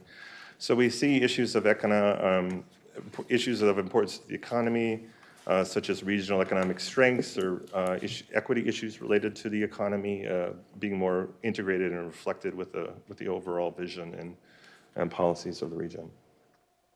Thank you. That prompts me. Commissioner? Yeah, real quick, was there ever an evaluation of Thrive and how it reflected the values and goals and objectives of sub-regions of the metropolitan area? I mean, you sit here and you talk about Thrive being so wonderful and we're gonna build on it. Some of us are sitting in areas that didn't think Thrive was so wonderful, and I mean, I'm just, do we have an evaluation? Was this a good, do we know areas that, have we identified concern or discomfort or outright resistance to the goals of Thrive in some areas of the metropolitan area? Do you know how good it is? Or not? Mr. Chair, Dan, do you have a? Sure. some- The eternal question, all of the actors in the region, what's a single vision that can encompass all of that? And the discussion, the debates, the discussion around Thrive is one of the prime examples we have in front of us. Let me focus it on transportation for a second. What I haven't seen is a really clear analysis of the variety of viewpoints and value systems that went into the transportation interpretation of Thrive. Now, let's go into the area of water supply. They actually did a really clear discussion about that in a process. And the approach that you might be interested in transportation is they're really going to focus on sub-regional plans that solve sub-regional problems. Some things appear in local places, some things appear region-wide. And I think what they've shown us is a way to get both. So how that reflects into the vision and values that Mike's talking about, I think is well worth talking about. But has there been a study that I can refer to that answers your question? I don't know of one. Well, maybe in this next process, that'll be an issue. Maybe this is it. Remember, Well, I mean, Mr. Chair, I have something to that. I appreciate Dan's response. The council is, I think, evolving in terms of its approach to equity issues. There's been a lot of research and time spent on identifying different dimensions related to equity, and has provided data sets for local community consideration for addressing equity issues throughout the region. I think one of the things we're trying to accomplish with our approach is to set up the plan so that it is easier to evaluate in the ways that matter most. And that certainly could be done so that there's some key goals, high-level goals, and that those get further articulated in different sections of the policy plans, and that we're measuring the things that are most important, so we know if we're making progress in different areas of importance, and that certainly could be at a sub-regional level. But just to be clear, one of the first goals of this process is not evaluating how well Thrive actually reflected the region. You're not starting there. You're building on Thrive is what I'm hearing. I think some of what I hope to impart is that we've had a lot of conversations about how Thrive has worked and not worked well, certainly from a staff level perspective, ability to prioritize or clarity around clarity of purpose, clarity of focus in terms of its implementation and effectiveness. So I think we're aware of shortcomings in terms of our ability to evaluate. I know we've developed metrics in the past to evaluate Thrive in the past, and I don't know if I have any particular insights on that. But. Mr. Chair? I think Member Martinson was first. I think Sure, go ahead. actually, Oh, Barbara. Member Barber, yeah, that's right. Thank you, Mr. Chair. I think this will actually help a lot. One of the things we're actually doing is we're having communities come in and present at our committees of the whole communities that are representative of the different districts that we serve. So one of the key things we want to know is, so when you were doing your comprehensive planning process, just this, what worked, what didn't, how do you apply these different things? A good example, the last one we had the city of Belle Plaine and the city of Bloomington come in and present. And so we had their planners talk through their process, what they did, and all these different principles, how it worked in their communities and how they used those definitions differently, because they obviously have very different dynamics within each of those cities. And we're going to continue to do that because I find it very helpful for my fellow colleagues to hear from some of the smaller cities, because there are just different dynamics and different issues. But like you take the city of Belle Plaine, one of their biggest issues was accessibility. 169 goes down the middle. And so there's almost two different communities. So how do you go out and engage in both of those communities? How do you connect to the ag people kind of surrounding the city?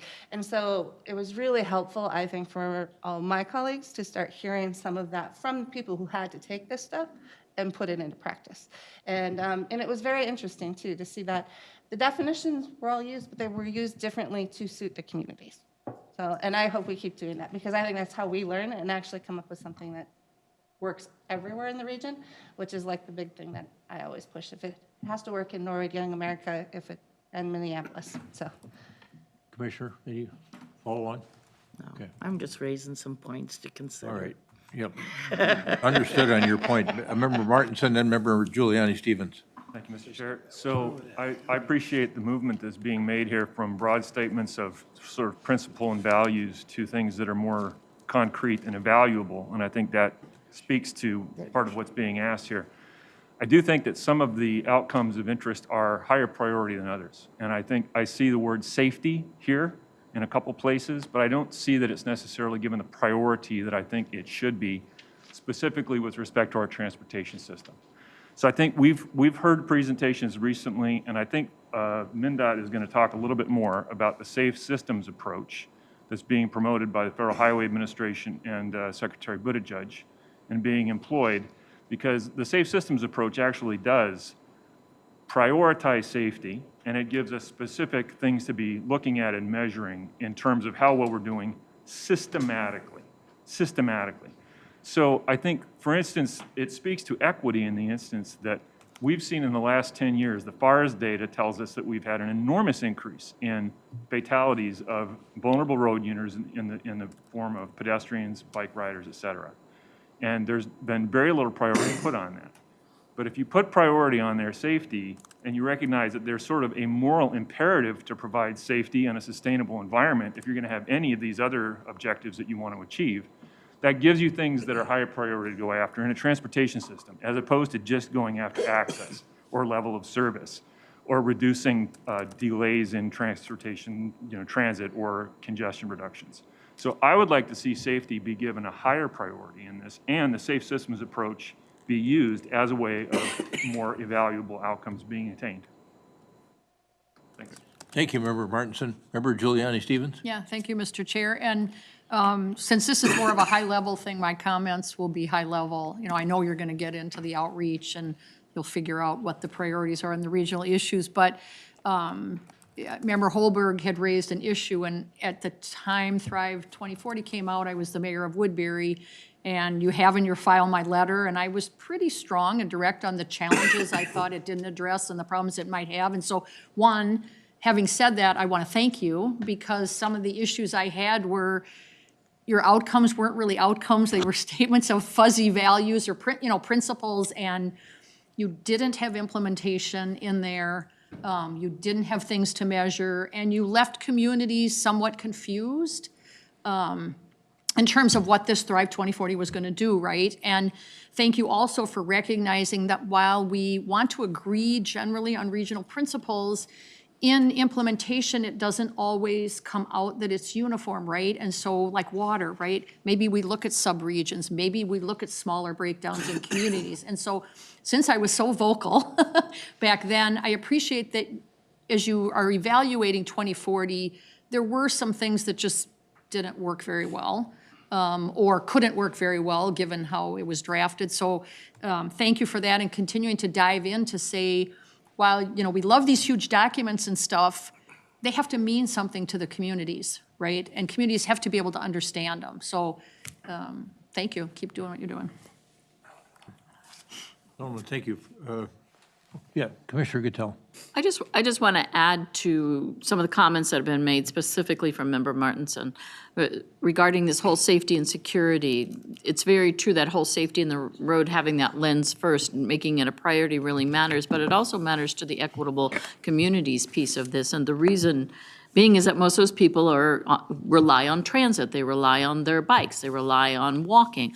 And safety, even going further, is on the buses and the light rail. I can choose, if I don't feel safe, to not ride that bus, to not ride that rail. And I do ride the buses and the rails because I have a car and I have access, but other people cannot choose that, and they are victims of crimes. So safety and security goes a broad way to talking about the addressing of the equity in our communities, and if you put those lenses on first, before you do anything, you will spend money differently. And you will do things differently. So I agree with looking at a priority list.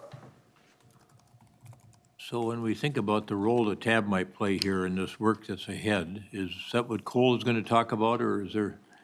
All right, yeah, I see the thumbs up. All right. Thank you, gentlemen. We hope so. Thank you. Yeah. So Thank you for your time. nice presentation. Thank you. Good afternoon. Cole Hiniker, Multimodal Planning Manager, and I'm going to be managing the TPP process for 2050, so you'll be seeing me quite a bit. Your comments today queued up a lot of my slides today, so this is great. You'll have some answers to some of your comments, but also cover some things that just give you a little bit of background about where we're headed with the TPP. And I wanted to thank the CD staff for coming here today, and just note for you all that we work very closely with them on the 2050 Metropolitan Development Guide. And we bring a lot of feedback that we hear from TAB into those internal conversations. So just note that comments that you make in this meeting that aren't specific to that plan, like that feedback does filter back to all of the staff working on the Metropolitan Development Guide. So keep making comments even on projects like you did on 494, because we definitely bring that perspective into the planning process internally. Just a little bit of grounding. One of the things that's different about the TPP than all of the other system plans is there's both a state and a federal requirement for the 2050, for the long-range transportation plan. Of course, the state requirements are mostly about coordinating local government planning to be consistent with our systems, to make sure that we're not building things that will cause undue burden to our systems.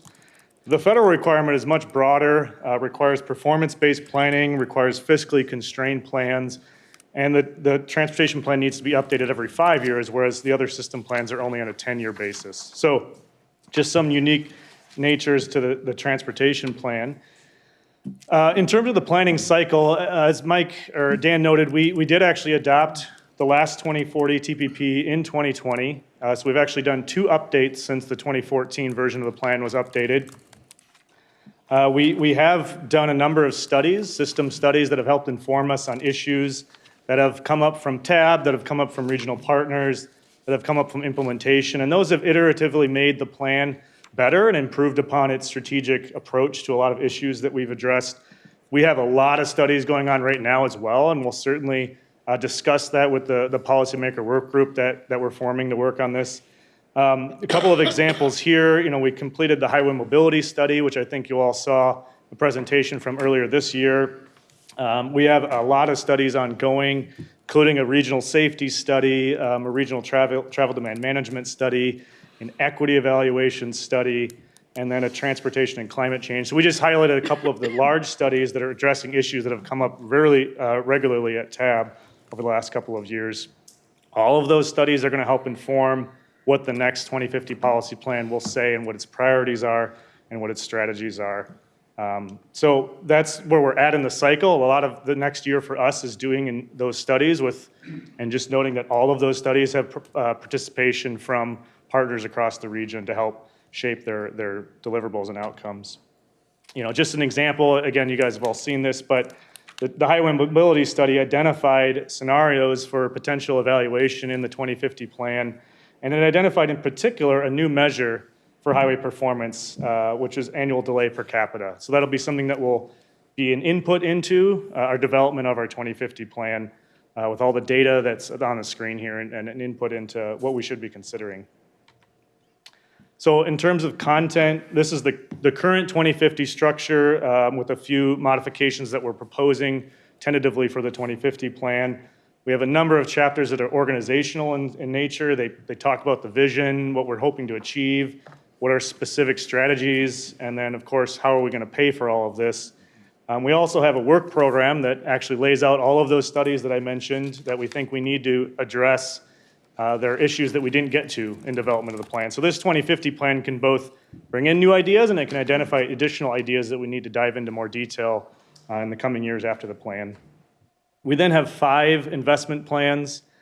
Those are separate chapters focused on highway, transit, bicycle, pedestrian, freight, and aviation. As you can imagine, as in this region, the highway and transit portions tend to be a lot longer because we spend a lot of transportation dollars at the regional level on those systems.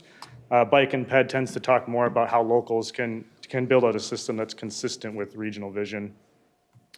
Then there's a few other chapters. There's a land use chapter that talks about how transportation relates to comprehensive planning and particularly local government land use planning. The other chapters in that section are mostly focused on evaluating the outcomes of the plan, like equity, environmental justice, performance outcomes. We have an air quality chapter currently. But you'll see these tentative notes here that we are actually exploring the idea of creating chapters that are really focused on those emerging issues. At this point, they're really not even emerging. We're kind of playing catch up with issues like climate and the environment, safety, to your question, Member Martinson, travel demand management, creating entire chapters that focus on what is our strategic approach to those really pressing issues for the region. So that's tentative right now, and a lot of that will be informed by those studies that are specific to those areas. So we have a regional safety study ongoing, we have a regional travel demand study, and we have a number of studies related to climate and the environment that will all be an input into that content. In terms of the schedule for the TPP, we are currently working on some work to evaluate the performance of the transportation system, and I think we'll be coming with some data on that likely this fall that really looks back at how has the system performed since 2014? Where have we made progress? Where have we not made progress across all of the goals that are in the 2040 TPP? Concurrently, as Michael alluded to, we'll be working on the Vision, Values, and Goals project across the Metropolitan Development Guide. The TPP work is to both engage you all in that, but then also to say, what does this mean for the transportation policy plan? If we have a goal that says this, I'm not even going to use an example at this point, but if we have a specific goal that says something, what does that mean for how transportation can help contribute to that goal? And that's where the council staff will engage TAB, all of our members, all of our partners, working through that TPP policymaker work group to help flesh out those details. We'll spend a lot of time creating new strategies, actions, policies that address areas that are currently underaddressed and refining areas that need some updating or improvement. And as I said, that big blue bar towards the bottom there about contributing studies, that's what the transportation staff here at the council are working on over the next year and a half, is working on all those informative pieces that will help us develop the 2050 plan. Really, in earnest, starting our writing of those chapters and the content in the summer of next year. but recognizing that that goes through multiple iterations of review, both with staff around the region and with policymakers through that policymaker work group, and occasionally a tab for major topics of interest. And then putting this out for public comment, essentially starting in April, quarter 2 of 2024, with the hope to get it adopted by the end of 2024. As you all know, we have a long process for both getting it through our committee structure, putting it out for public comment, summarizing all that comment, and making revisions, and then adopting a final plan. It's actually about a 9-month process for us. And I wanted to note in red there at the top that the 2040 regional solicitation is going to be established under the current 2040 TPP. So you're working on the scoring and evaluation of a TPP or a regional solicitation this year. We're going to go through one more iteration of this solicitation with minor tweaks and revisions before doing an overhaul to align with new TPP, 2050 TPP, starting after that plan is adopted in 2024. So just wanted to clarify for you all, there will be one more cycle of solicitation that follows the current structure before we look at any updates that need to be made to reflect new policy. All right, so in terms of stakeholder engagement, we have 2 primary groups that we're using to work on the TPP, and the first of which is a technical working group. It's actually a large group. I think it's over 30 members.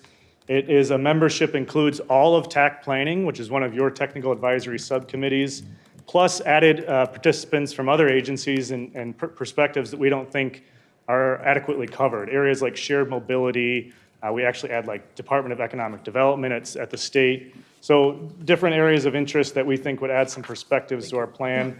They're meeting monthly, and they actually started meeting in May. So they've had 2 meetings already as a group. They're meeting after TAC planning, and TAC planning is actually only meeting to do business. Everything else, information and TPP related, gets shifted to this larger working group. We anticipate they might have to meet more frequently once they're reviewing draft chapter content late next year, but otherwise we anticipate them meeting monthly. There's also, hopefully you're all familiar with the idea that we have created some technical working groups specific to transit and bike ped, and so those are gonna be working groups that engage on those specific modal areas of interest, and those generally include a wide swath of stakeholders like all the transit providers in those technical working groups. So they'll see similar comment to the overall technical working group. The policymaker working group is going to be Met Council led, and this is the group that I mentioned last meeting and that we all solicited volunteers for. Again, this is a group that's going to meet every other month, and we anticipate them hopefully meeting later this month if we can find a date that works. And just to talk about what their roles are, is they're really to provide that policy level guidance for council staff to develop appropriate content, give issues or give direction to the technical working group if they think there's some issue that needs to be worked through more at a technical level. And then important, and then to answer the question about TAB's involvement, we want that group to say, what is an issue that's worthy of bringing to the larger TAB for discussion? We recognize this board has a lot of work to do. It's hard to bring the TPP every month. But if that group can identify areas of interest, maybe quarterly, that this group should discuss in more detail, we would leave it up to that working group to identify those opportunities. And then, of course, their responsibility is be prepared to engage in regional planning discussions in an in-depth way. As I've been here for 16 years, and I don't think TAB members really have a problem doing that, so I'm not too worried about that. The policymaker work group, as it stands, these are the TAB members that we received volunteers for, and we had a few where we received multiple volunteers, so we did an analysis to try to balance across a number of different factors like geography and gender. So again, these are the list of members that we've already been in contact to meet as a group to work on the 2050 TPP. I wanted to note this is the list of TAB members, of which there's 12. But we also have additional members. We have, which currently listed as 3, but we might have to bump down to 2 council members so that we don't have a quorum of one of our committees. For those who don't know, we currently have a vacancy in the council in one district, which is creating some differences in how we do quorums in some of our committees. So we might bump that down to 2, at least temporarily, but we also have the Minnesota Council on Disability, Metro Transit, and then also the Suburban Transit Association, who's we're still working on identifying that member. So the map on the right here really shows the geographic distribution of all of the representation that we have between council members, TAB members, and other members. Of course, some of these members don't represent a geography, so they're not shown on this map. But the darker blue would indicate where there's overlapping membership based on the geography. So we think we have pretty good coverage here, geographically speaking. Of course, it's not representative of the whole region, which is why we want to make sure that that group identifies areas that need to come back to TAB and have further engagement. A lot of other engagement that's going to be happening, local engagement, particularly with our partners that are most strongly implementing transportation. We'll have advocacy or issue-specific engagement, and then, of course, we'll have public engagement. Some of these issues, we're working through how to coordinate this with the larger 2050 Metropolitan Development Guide, so we'll be bringing more details on how this engagement's all going to flesh out in the future. In terms of work in 2022, you heard a lot of what you're going to be engaged on as part of that group in Michael's presentation, talking about the regional vision. We do view that policymaker work group, even though it's TPP specific, having to have a strong role and voice in influencing what that regional vision looks like.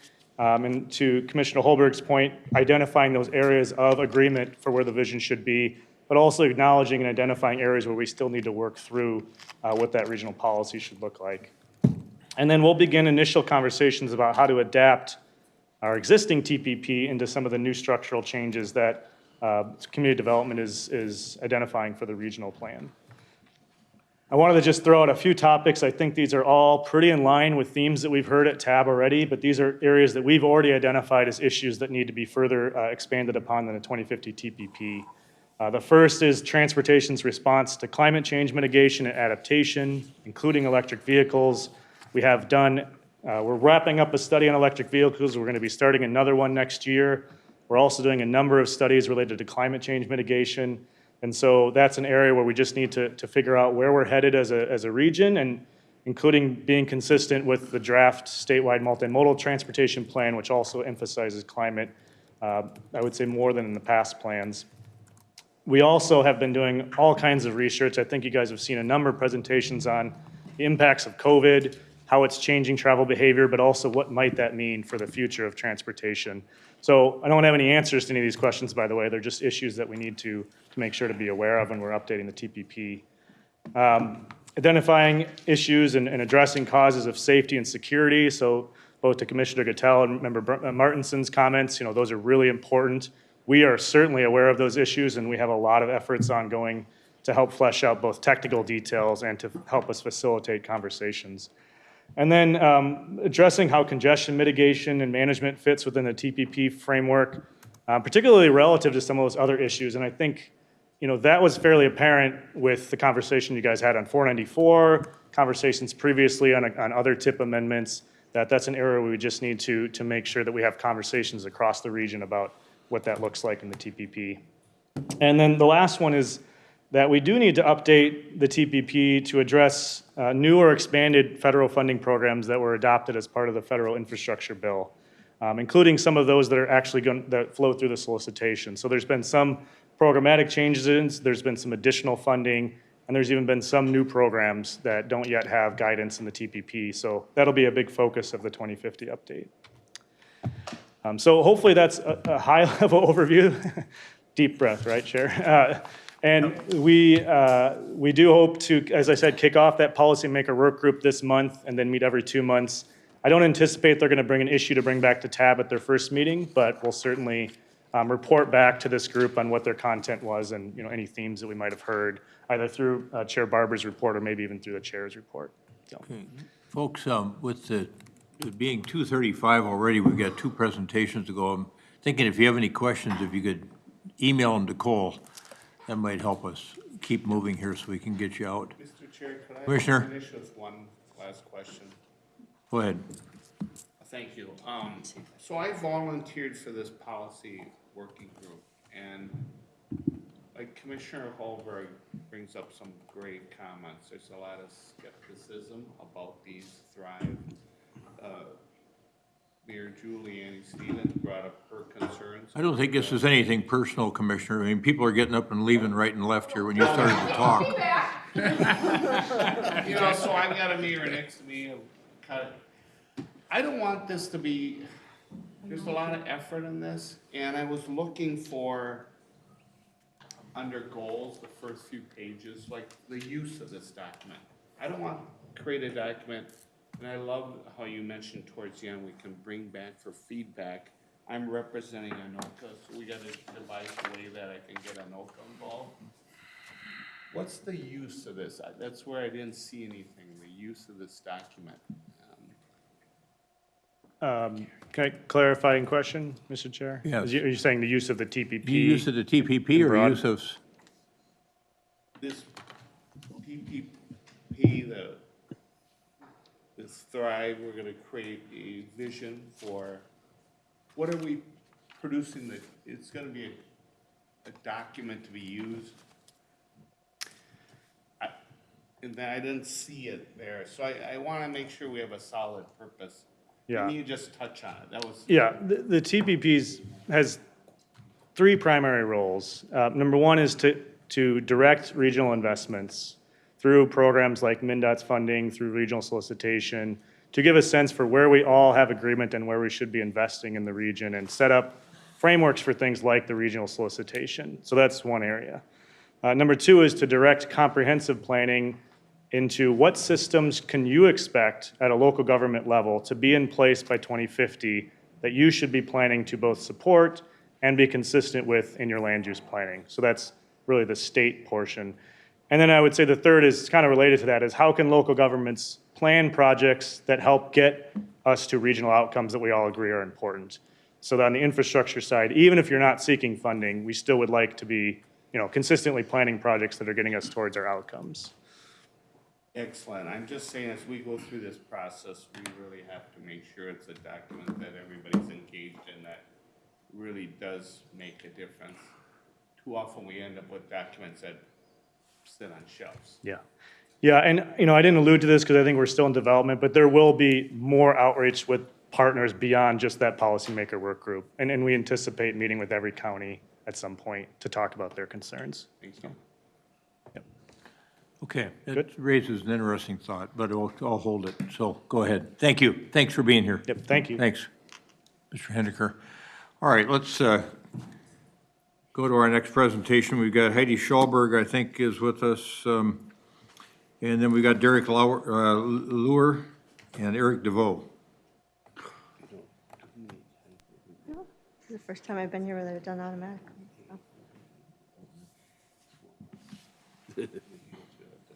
Thank you, Mr. Chair and members. I'm Heidi Solberg, Planning Analyst at MTS.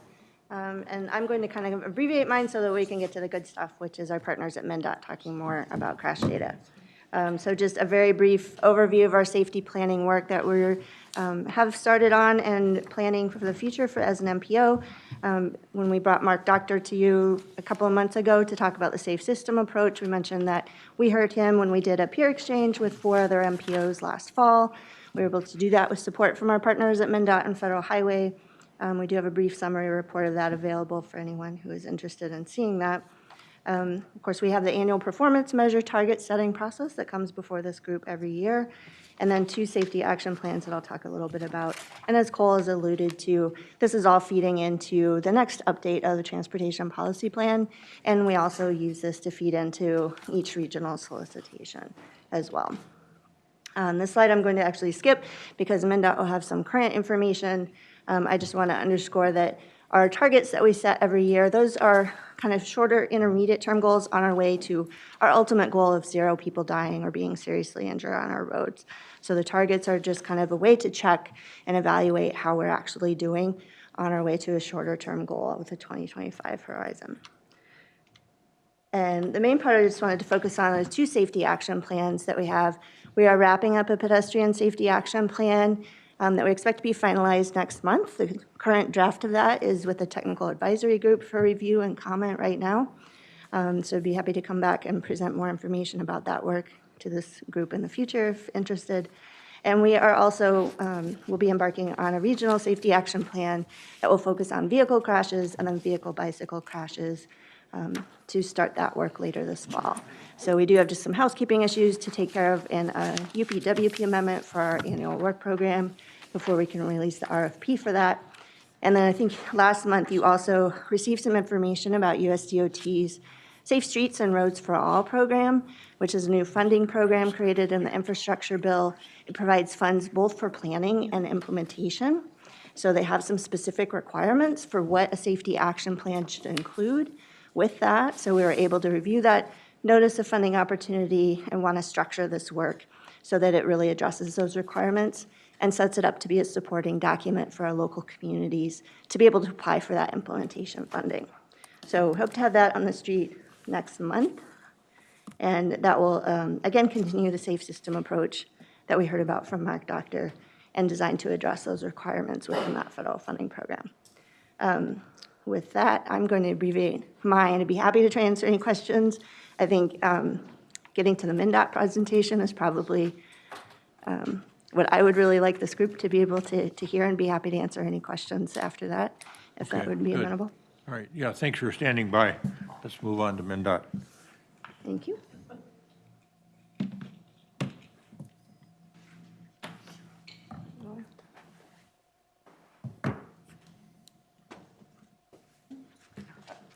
Let me introduce you. Sure.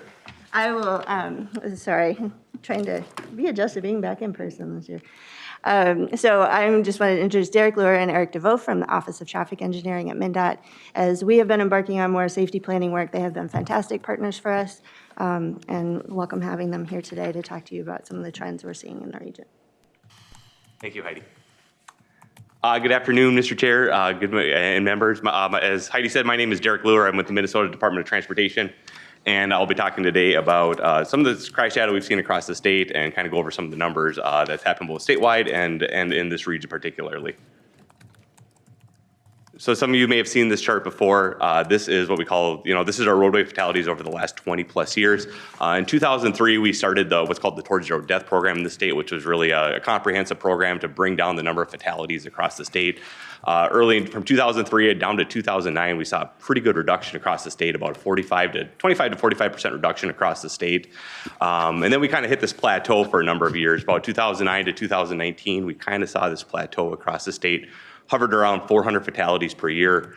And we were we were not happy with the plateau. We wanted to get off the plateau, as we said, and we did, but in the wrong direction. 2021 turned out to be a really hard year. We shot up to 488 fatalities, which was over 100 more than what we saw the prior year, or nearly 100 more, and about 125 more than what we saw in 2019. So a lot of people have asked what's happening, why is this happening, what's going on, and hopefully I can talk a little bit about that today. This kind of emphasizes 488. We were shocked. It was a hard year for everybody. So kind of as COVID, kind of gripped the state, and as we started going to lockdowns and people started staying home, we started watching our traffic volume data across the state. And what you can see here on this chart is the 0% line is essentially what we call our baseline. Essentially, what were the prior years? What do we see for traffic volumes? And then going forward across the year, the blue bar there is the statewide data, and the orange bar there is the metro region. What do we see statewide? So starting in February through April, we started to see these pretty big reductions in traffic volumes across the state. Probably about the middle of April, we saw probably the most drastic reductions with about a 36% reduction in the metropolitan area. And what's really interesting in this too is we've always been able to correlate total crashes and traffic volume pretty strongly. But one thing that's always been kind of harder to correlate is fatal and serious injury crashes versus total traffic volumes. And we'll get into some of those numbers, but we kind of had some hope that with the reduction in traffic volumes, we'd see the reductions in traffic fatalities, and that really just did not occur. Throughout the year, we kind of saw it very little bit, but then into, overall, we saw about a 15% reduction across the board, statewide, through 2020. There we go.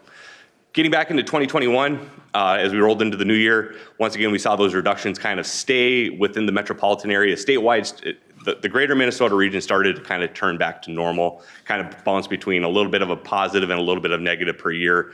But by the end of 2021, we had largely returned to normal, started to see our normal increases that we had in prior years. So 2021, for the most part, was fairly average. We saw about a 2% reduction overall. Usually we see about a 2 to 3% increase every year. So a 2% reduction, while unusual, is certainly not unheard of. So just a quick primer on crashes, just so everyone knows what I'm talking about. When I say a K crash, that typically means a fatality. Now that is a crash where somebody died in that crash. When I say an A injury or a serious injury, that is a crash where somebody is seriously injured. And that crash, that determination is typically made by the officer who's reporting the crash. So every time there's a crash, you call the police, they come out, they fill out a crash report. That goes to the Department of Public Safety, and we have access to that. So just so everyone knows if I'm bouncing between methodology or between terminology. But typically, from 2017 to 2019, in the metropolitan area here in the MPO boundaries, we typically see somewhere between 120 and 130 fatalities per year. That bounces up and down a little bit. 2021, we saw a jump up to 188 fatalities in the metropolitan region. That's a 45% increase over the prior years. Certainly was a shock for all of us. I think everyone's surprised with that number. I don't think anyone's happy with that number. On the A injuries, on those serious injury crashes, we saw kind of a similar thing. Just to note there, you see 2017 to 2019, we see the numbers going down. Part of that is we believe is instrumentation. In 2016, Minnesota turned on a new crash database system. And with that came a new terminology for serious injuries. And part of this was education to get officers to understand what that crash really means. So from 2017 to 2019, we think a lot of that was just instrumentation, getting the education out there about what that crash really is. But we think we've kind of bottomed that out in 2020 and 2021. We saw those numbers start to rise again. Both were heading in an upward trend, which is something we certainly want to reverse. Just for year-to-date information, how we're doing in 2022 here. If you look at the orange box here, that's 2022. This is January 1st through June 14th, so this is as of yesterday. This is about as current as we can get. 51 fatalities in the metropolitan region here so far year-to-date. That compares to 74 last year. So overall, we're down from last year. And really statewide, we've seen about 30 to 35 fatalities reduced statewide versus the same time last year. So right now, it seems like the metro district or the metropolitan region is kind of driving those numbers being reduced. So that's a good sign. Pedestrians, we've seen 6 this year versus 16 last year at this time. So once again, that's a positive. Serious injuries and for bike and peds too are kind of hovering about where we were seeing last year. So those ones are floating about what we would expect and kind of what we saw with last year. So what are some of the so what are the trends we're seeing across the metropolitan region here? What we saw in 2020-21 was fatal and serious injury crashes increased in those years. So what's contributing to this rise? I'm going to go through some numbers, and what I want you to look at is what we call the prevalence. Pretty much all the categories rose as a total. So what we decided to focus on was those percents, and we'll try to figure out what is driving the numbers to rise versus those that are kind of just coming along for the ride, so to speak. So, you know, when I show you the numbers, we'll have these little orange boxes around them. Those orange boxes will indicate that's what we think is driving the numbers to go up. The dashed orange lines that you'll see, those are kind of ones we think, maybe, maybe not. It's hard to tell at this time. And then those that are not marked are kind of those ones that kind of stayed about the same prevalence as what we would normally expect in a normal year. So the first one here is behaviors. You can see here as the 2020 and 21 progressed out, what we saw really drive the number of fatalities going up is speed and unbelted drivers. Really, that was kind of two biggest ones in the metropolitan region. That's also what we saw statewide. Does that really surprise anybody? I mean, that's kind of what we've all heard, right? People are driving faster and they're not wearing their seatbelts anymore. The other one that we've kind of been able to correlate some, but we can't just quite nail it down yet, is impairment. It looks like impairment might be driving some of that, but it isn't really pushing the numbers, so to speak. The next one is, this is kind of our roadway feature, so what kind of crashes are happening out on our roadways from an engineering perspective, as we like to say. Really run off the road and head-ons really seem to be driving those numbers again. Intersections stayed about the same as we normally would expect, but really run off the road and head-on type crashes are really driving those numbers from what we can tell. And then modes. One thing, these ones all kind of stayed about the same. So from what we could tell, these ones are kind of coming along for the ride. Those other types of crash factors are really driving those numbers. Motorcycle seems to be the strongest one that we could show is actually driving the numbers upward. So not a real strong correlation, but it's looking like that's driving some of the numbers as well. The next one is kind of what we call our some of our driver behaviors or driver categories. Two that we saw rise were unlicensed drivers, and some of that unlicensed drivers has to do with a lot of the stations being closed, people weren't able to renew their licenses. And another part too was the state legislature, I believe in 2019 or 2020, changed some of the requirements for who can and can't have a license or who gets their license revoked. So that was some of the driving that too. What was really interesting about younger drivers was the metropolitan region was the only place in the state where we saw this one actually driving the increase in crashes. So I don't have an answer for that. I don't know why that's happening, but it was certainly something of note that was very interesting to us, was younger drivers in the metropolitan region here. And then train and work zone, we didn't see much. These are usually typically smaller numbers that don't typically drive the bigger pictures, but certainly something we're always conscientious of. So what happened out there? What do we think is going on? We tried to draw some themes out. We tried to figure out, there's been a lot of discussions. There's been a lot of, research and analysis and evaluation trying to figure out what's going on nationwide and in Minnesota here as well. And really kind of what we kind of boiled it down to, kind of some things that we think we have a stronger inkling for, or something that we think is really going on. It's kind of this idea of there's a few things going on. But the first one is this idea of environmental cues, is that as our freeways emptied out, as people stayed home, we really saw a big shift in behaviors of drivers out on the roadways. One thing that was going on was a lot of people gauge how they're gonna drive their vehicle by how other people are driving their vehicle on the road. So how fast you go is how fast I go. If you're not there anymore, I don't have that perception anymore. I don't know how fast to drive, and typically the tendency is to drive faster. So that was one thing we saw happen. We saw a lot of speeds pick up on freeways. And the other thing too was, as officers were told, don't pull people over unless you absolutely have to, reduce your exposure to COVID, that perceived risk of getting a citation also disappeared for drivers. Suddenly they were not afraid of getting speeding tickets anymore. They did not think law enforcement was out. I can do what I want on the road. So that was some things that were driving it out there. So those environmental cues, that driver behavior kind of became unleashed. People could do what they want.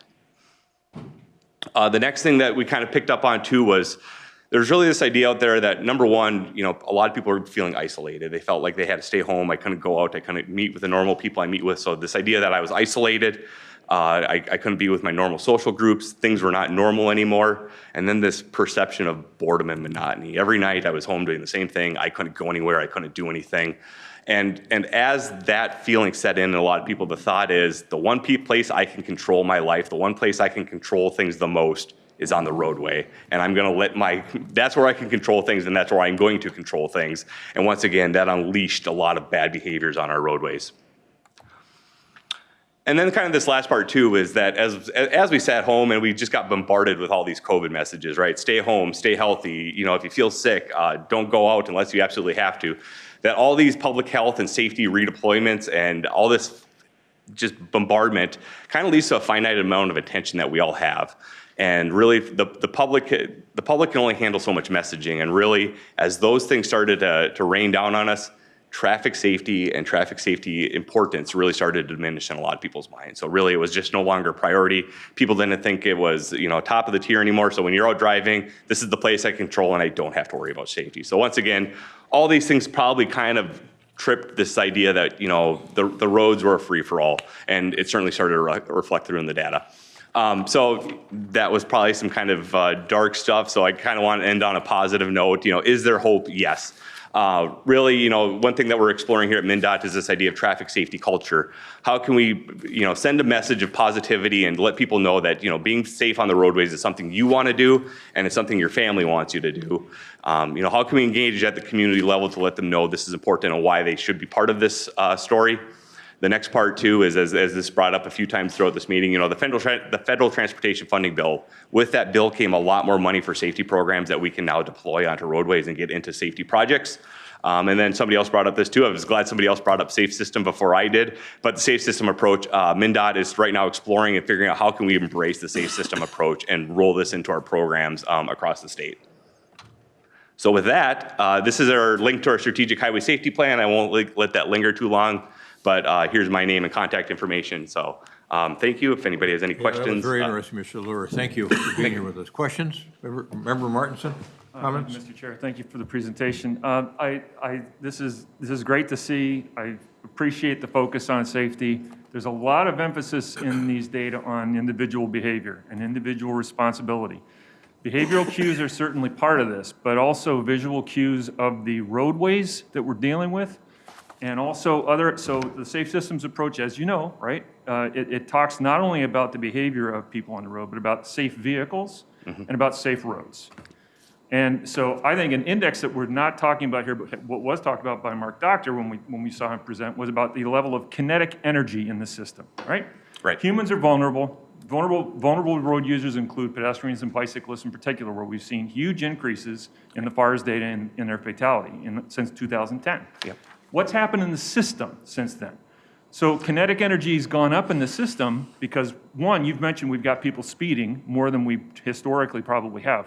But in addition to that, we've got people increasingly buying and being sold larger than ever vehicles, heavier than ever vehicles, with a study out of North Carolina demonstrating that have bigger blind spots in their A supports, for instance, so they're making more runovers of left turning and right turning of pedestrians.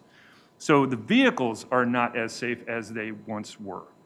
And that's not talked about anywhere in this. And I don't know if that's because we got data limitations, but if we've got data limitations, then we start collecting data. So I would like to see a greater focus on these elements of the systems that are clearly contributing to the amount of kinetic energy in the system, because speed and mass, right? Those are the two components that make up kinetic energy.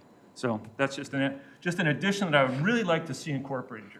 So, thanks. Certainly, yeah, thank you for that. Very good observations. Thank you. Anyone else? All right, thank you. We've got your contact information, and we'll stay tuned for an update. Sounds great. Thank you.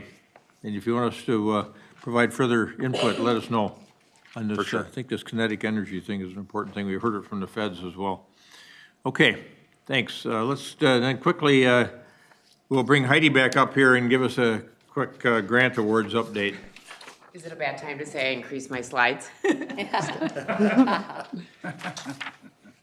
Okay. So we'll end on, I'll wait till we're up here.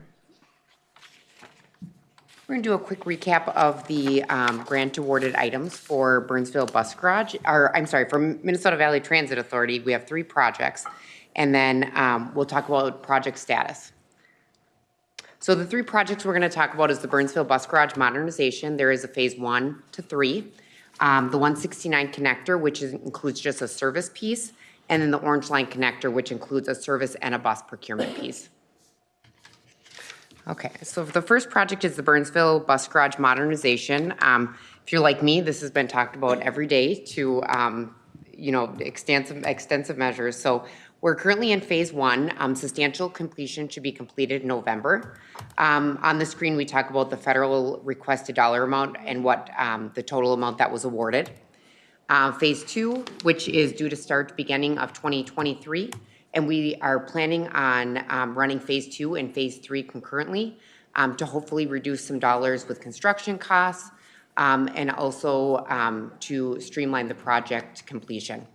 At the bottom of the slide, I give a quick overview of what all 3 phases will be covering. So that includes state of good repair, safety and security enhancements. There's some innovation, construction modernization, expansion of storage. Any questions on BBG mod? The next project status for 169 connector. So this connected Marshall Road Transit Station to the Golden Triangle. This project and service is currently suspended due to the pandemic and low ridership. So we were seeing some ridership growth in early 2020, and then when the pandemic hit, it decreased our ridership significantly, so we decided to suspend that. FTA was okay with us suspending that, and then we plan on either modifying that or restarting that service again when it makes sense. And last but not least is our Orange Line connector. This, I had said earlier, this is a service and a bus procurement piece. We weren't able to procure the buses and run the service at the same time, and we wanted that service to start in conjunction with the Metro Orange Line. So we did launch service November of 2021, and we are still in the process of procuring the buses. We run 30-minute frequency, weekdays only. It makes connections in Burnsville. We are seeing major ridership growth, 100% since January. Again, hopefully some increased ridership once we have those buses procured as well. And we can do a marketing campaign around it. With that, I'll open up to any questions, or you guys can always email me if there is questions. Okay, thank you. we been abandoned? Oh. I didn't realize that Jim stepped out of the room again. I'm sorry. And next item's on the agenda. Thank you for the ABRT update. We really appreciate that. The other is the Regional Solicitation Outreach Tool. And I believe, who's presenting on this? Oh, no, you're on that. Am I? Oh, I'm on the second. No, so we're done, so if no one else has any other. Sorry, I'm on the wrong agenda, folks. So items for tab members to discuss. I don't know that too many people want to bring up too much this as late as this meeting has been progressing so far. Anything? Any of my colleagues? Oh, please.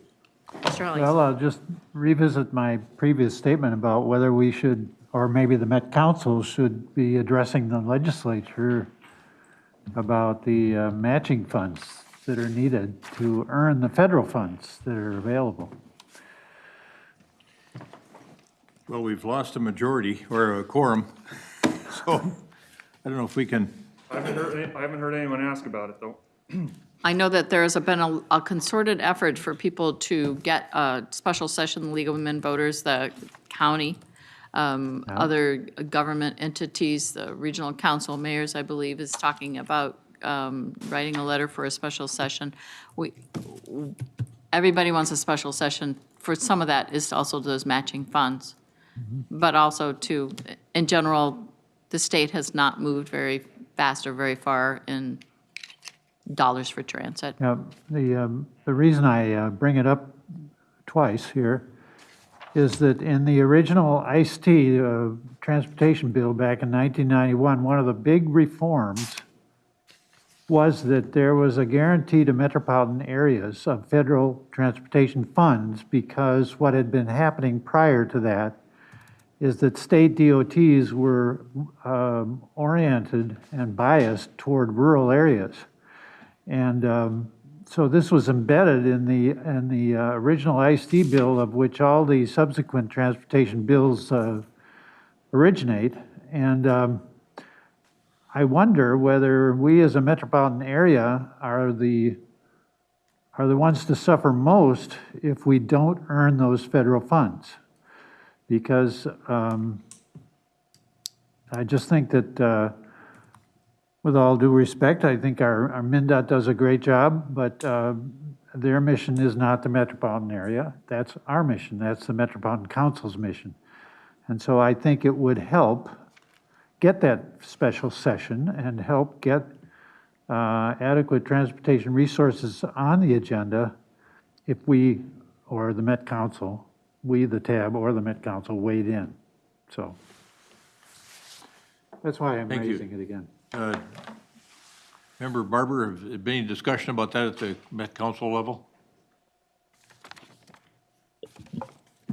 There's been lots of conversations about it. I think that our legislative our coordinator, I think you know Judd Shetton, has been in lots of conversations. I think that, you know, we've made our positions clear on everything, and we're sort of waiting for everybody to see if they'll come back to the table. We're kind of in a holding pattern, but I know that we've definitely been out there talking about it.